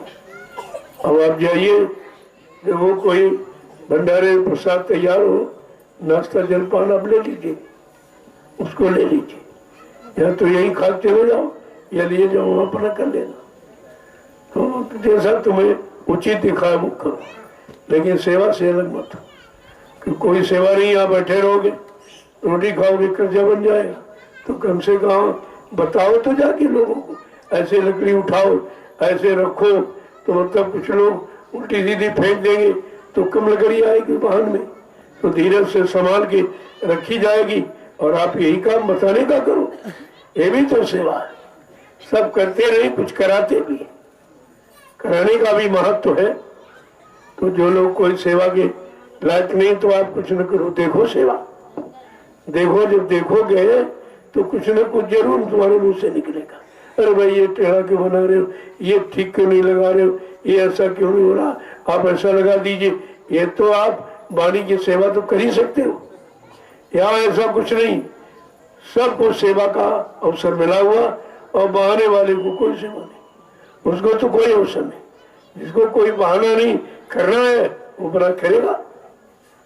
अब वो लोग काम करने वाले, उनको सामान पकड़ाने वाले होने, गौशाला वहाँ पूरा निर्माण हो रहा, वहाँ मिस्त्री लोग हैं, उनको सामान पकड़ाने वाले चाहिए। कुछ वहाँ जो मलबा पड़ रहा उसकी कुटाई के लिए वहाँ भी आप लग जाइए, तो ऐसा नहीं है। और ये गौशाला की सेवा भी संत मत में मुख्य सेवा है। ऐसी दया करो गुरुदेवा, गौ संत की हो सेवा। ये तो सेवा है, तो आप उस सेवा में लग जाइए। ऐसा कोई काम नहीं किसी को सेवा ना हो। अब तुम बहाना ही करते हो, हम बीमार है कैसे करें, तो बीमारी तो सेवा से जाएगी। अरे वहां खड़े रहो, ये भी तो सेवा है। जब खड़े रहोगे तो यानी शरीर कम से कम लेटने से खड़े होने का लाभ है। तो आप खड़े रहिए, वहां देखते रहिए, बताते रहिए। कुछ तो आपने जीवन में किया है, कुछ तो अनुभव आपको रही है, तो थोड़ा बहुत उस अनुभव को आप प्रयोग करिए। जय गुरुदेव।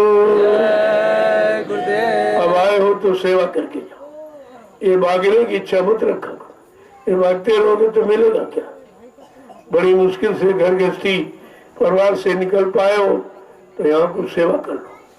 जब सेवा करोगे तो लोगों को क्या बताओगे, जाओगे लोग पूछेंगे आपने वहाँ क्या किया आश्रम में जाके, कहोगे कुछ नहीं किए, गए थे लौट आए।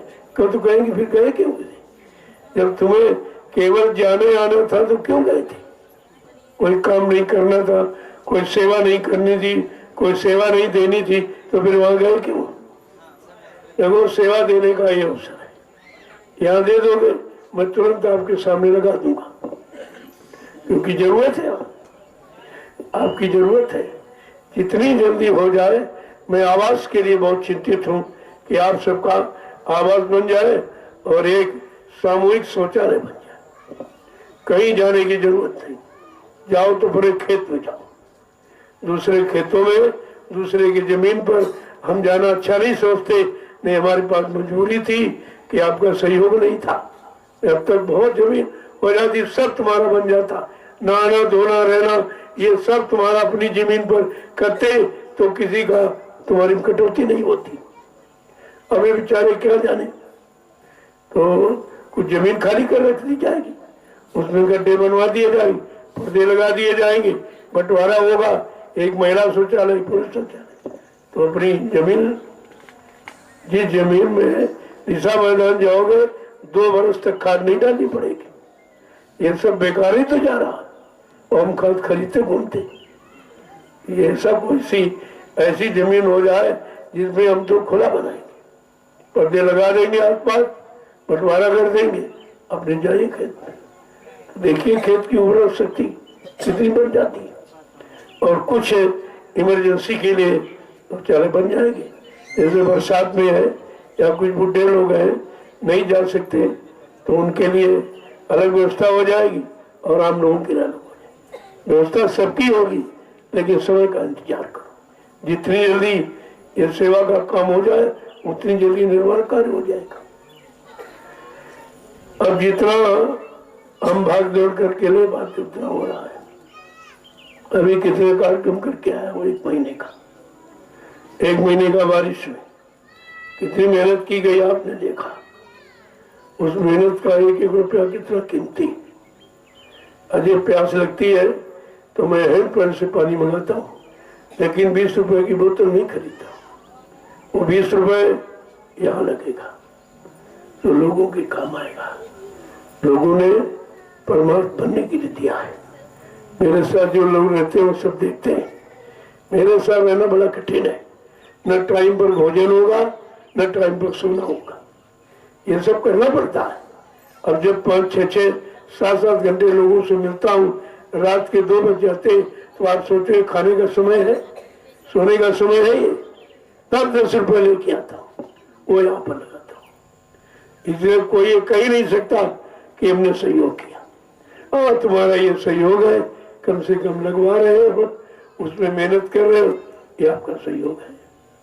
बाकी अगर लाने का काम सब लोग कर दे तो कितनी जल्दी कितना हो जाता था, तो बहुत हो जाता। अब 10 रुपए भी जितना हो सकता उतना हो रहा। जय गुरुदेव।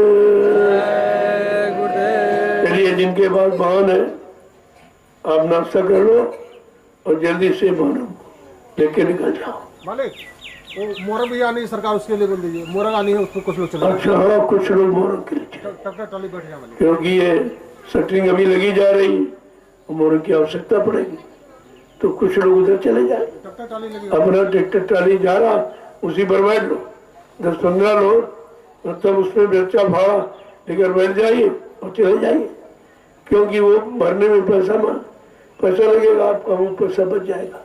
वो सेवा आप बचा देंगे तो काम में आ जाएगी, तो आपकी सेवा लग जाएगी। जो सेवा से अगर संगत का धन बच जाए तो आप शारीरिक सेवा कर लीजिए, अच्छी बात है। तो उधर चले जाइए और इधर करिए, उधर गौशाला का या और कोई सेवा कृषि फार्म में है तो उसमें देख लो, सिंचाई कोई गुड़ाई हो नहीं। तो देखो कैसा हरा भरा आपकी फसल खड़ी, देख करके कितने लोग प्रसन्न होते। चारों तरफ हंगामा है कि ऐसी फसल तो कहीं नहीं। हमने कहा ऐसी मेहनत करने वाले भी कहीं नहीं, ये क्यों नहीं सोचते? अब इतनी भूमि है, कोई मानेगा कि फावड़े से खोदी गई, इसमें ट्रैक्टर नहीं गया, तेल आपका बच गया कि तेल महंगा है तो ट्रैक्टर से जुताई बच गई और आपने शारीरिक परिश्रम कर लिया और कितनी सेवा आपने बचा ली। वो बची हुई सेवा सब इधर लग जाएगी। जय गुरुदेव। चलिए, आप जो काम कराने वाले हैं ये जैन साहब इनसे पूछ लीजिए, ये बताएंगे आपको किधर जाना, कहाँ मोरंग खरीदी गई जगह स्थान सब बताएंगे और आप गाड़ी ट्रैक्टर ट्राली खड़ा उसमें बैठ जाइए और ले आइए। ये सब काम कर लो जल्दी से, ताकि हम हमारे पास समय नहीं, मैं भी परसों निकलूंगा, क्योंकि ये पहला कार्यक्रम आपका रामपुर में और इसके बाद हरिद्वार में, इसके बाद मुरादाबाद में, मुरादाबाद के बाद लखीमपुर में है और लखीमपुर के बाद पीलीभीत में और इसके बाद फिर सीतापुर आखिर में करके इधर लोग चले आएंगे। तो कहने का मतलब अब ये 20-25 दिन तो इसी में चला जाएगा, लेकिन आप बराबर सेवा में तैनात रहिए। आपकी सेवा ये, हमारी सेवा उधर, मैं भी तो उधर सेवा कर रहा हूँ, ये थोड़ी आप ही को बता रहा हूँ, मैं तुमसे 4 गुना सेवा करता हूँ, ज्यादा समय देता हूँ। तो मैं उधर सेवा कर रहा, आप इधर करिए, इधर जो पूरा कर लो जल्दी से, ये काम हो जाए। क्योंकि अब कार्यक्रम होता है, लोग तमाम कपड़े उपड़े सामान अपनी श्रद्धा भाव प्रदर्शित करते हैं, देते हैं, तो हम चाहते कोई जगह ऐसी बन जाए वहां सुरक्षित रख दिया जाए, क्योंकि लोग जो बड़ियों में रखा जाए सब चूहे काट देते, सारे कपड़े काट बेकार कर देते, सारा सामान आपका दिया खराब कर देते थे। तो इसलिए व्यवस्था की गई, नीचे गाड़ियां खड़ी रहेंगी और ऊपर सामान आपका हो जाए। हमारी ये बगल में झोपड़ी देख रहा, अभी वैसे स्थान बना है अंदर, इसी के नीचे जो ये बनी है इसी में झोपड़ी लग जाएगी, मैं उसमें रहूंगा। ये थोड़ी कि आप झोपड़ी में रहूंगा कोई मेले में रहूँ, ऐसा नहीं, ऐसा नहीं किया जाता। अब ये सुरक्षा की दृष्टिकोण से कहते नहीं आपकी उम्र ज्यादा है इसलिए आपको थोड़ा ऐसा स्थान चाहिए, 16 मतलब यानी शांति प्रिय स्थान हो जहाँ कोई जा न सके, डिस्टर्ब न कर सके, तो आपकी इच्छा की पूर्ति है तो ठीक उसमें बैठ जाते हो, लेकिन मेरा आवाज नीचे रहेगा, झोपड़ी में सब जानते हैं। जय गुरुदेव। सारा हिंदुस्तान जानता है कि हिंदुस्तान में एक महात्मा ऐसा है जो झोपड़ी में रहता है, बाकी कोई नहीं। ये आपका प्रसिद्ध ऐसा नहीं है, सारी दुनिया जान गई है, ये छिपने वाले राज नहीं है। अभी ये वो बेचारे मान नहीं पा रहे, क्योंकि मानने में वो अपना नुकसान देख रहे कि हमको सब छोड़ना पड़ेगा, हमको अलग होना पड़ेगा, हम जो काम कर रहे हैं ये सब काम छोड़ने पड़ेंगे, क्योंकि धर्म से ये विपरीत है, धर्म की व्यवस्था से विपरीत है। तो इससे बेचारे मजबूर हैं, लेकिन प्रकृति और मजबूर कर देगी। अगर आपने मजबूरी अच्छे वचनों को अपनाने में और अच्छा काम करने में अगर मजबूरी समझी तो कुदरत आपको और मजबूर कर देगी, फिर आपको लौट के आना पड़ेगा, मानना पड़ेगा। जय गुरुदेव। अब आप लोग चलिए, और कोई काम हो तो पूछ लेना, और कोई सेवा है पूछ लेना, चले जाना। क्योंकि उसे पता है कहाँ से क्या सामान आना है, जल्दी से सामान आ जाए, सीमेंट और सरिया और मोरन, तो ये काम जल्दी हो जाए। ये सेवा आपको मिल गई कुटी की, कर लो। कहाँ लोगों को मिलती है, तो इस सेवा से वंचित मत रहो, इसको पूरा कर लो जल्दी से, ताकि तुम्हारे लिए और कोई व्यवस्था सोची जाए। पहली बात तो आवास की बहुत जरूरत है। मैं भी चाहता हूँ कि अच्छा सा आदर्श आवास बन जाए, क्योंकि अब बाहर से लोग आएंगे, सब जगह बात फैल गई है, और कौन कह रहे ऐसी बात तो कहीं हुई नहीं रही, कोई ऐसी बात कह नहीं रहा, कोई ऐसा करके दिखा नहीं रहा, तो सबके अंदर इच्छा जाग रही है, सब आपका काम देखने आएंगे। तो तब तक आप व्यवस्थित हो जाओ सही तरीके से। पानी की व्यवस्था आपकी हो गई। एक प्रेमी ने अपनी गाड़ी कमाई से एक नए समर का निर्माण हो गया उधर भंडारे के पास, ताकि पानी की कोई कमी नहीं रही। अब इस तरह करीब 4 महत्वपूर्ण समर हो गए, पानी बहुत हो गया, पानी कोई दिक्कत नहीं है। तो ऐसे प्रेमी जाग जाएंगे, अपनी सेवा का उपयोग कर लेंगे, उनको लाभ मिल जाएगा। मैं तो नहीं मानता कि हमको देती, मैं क्या करूंगा। तो आप सबके काम के लिए तो देखो ये हो गया, कितना बड़ा काम, कितने लाख लोग कब तक पानी पिएंगे, इससे बड़ा पुण्य क्या हो। पुण्य की सेवाओं को ध्यान में रखना चाहिए कि सबसे ज्यादा पुण्य किसमें है, उस सेवा को आपको लेना चाहिए। एक तो बुद्धिमानी लोगों की, जैसे भंडारे में आए, कहते हैं भाई सेवा नहीं देंगे, तो भंडारा देखो कौन सी वस्तु की जरूरत है। अब तेल नहीं तो तेल ला के दे दो, तो और अच्छी बात है। और कोई सामान देखो, दाल वाल की कमी है, आप वो ला के दीजिए। कोई मिर्च मसाले सादे वो आप दे दीजिए, तो आपका लग जाएगा। और सबसे बड़ी सेवा लकड़ी की, अगर लकड़ी नहीं होगी तो ये सब सेवा बेकार।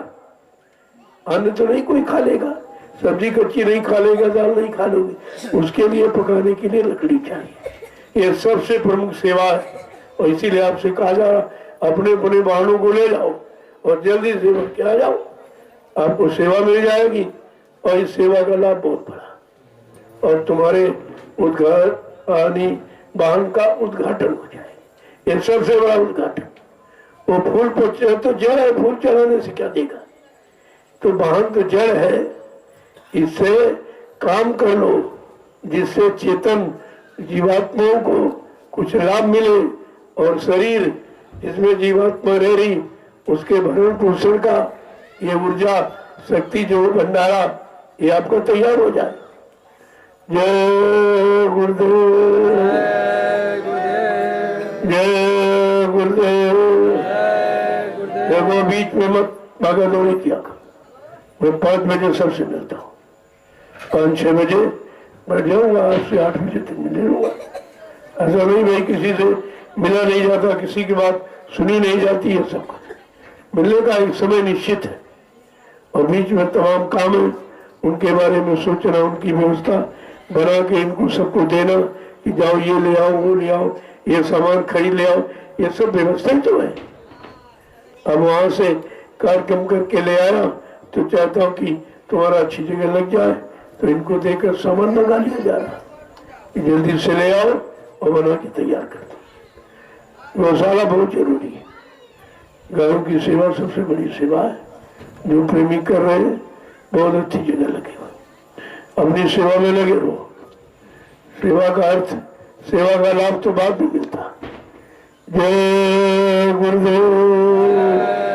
देखो यहाँ बैठो और कोई सेवा नहीं करते तो लोगों को अच्छे वचन सुनाओ और उनको अंदर सेवा भाव पैदा करो, तो ये तो काम बहुत बड़ा है। इसलिए तो जगह जगह प्रचारकों को भेजा जाता कि जाओ, और प्रचारक बेचारे सब गंदे हो गए, बस अपना प्रचार करने लगे, अपनी बात बताने लगे, तो प्रचार की महिमा खत्म हो गई, उसका कोई लाभ नहीं मिला। जबकि 10,000 प्रचारक उपदेशक तैयार किए गए थे, एक भी काम नहीं किया। थोड़े दिन तो गुरु का संदेश, फिर अपनी जोड़ गांठ करने लगे, फिर अपने लिए व्यवस्था बनाने लगे, हमारे लिए व्यवस्था करो, बांध लाओ, हमारी व्यवस्था करो, खाने पीने रहने की सब अलग से। उसी व्यवस्था में समय निकल गया और जिस काम के लिए भेजा गया वो काम नहीं हुआ।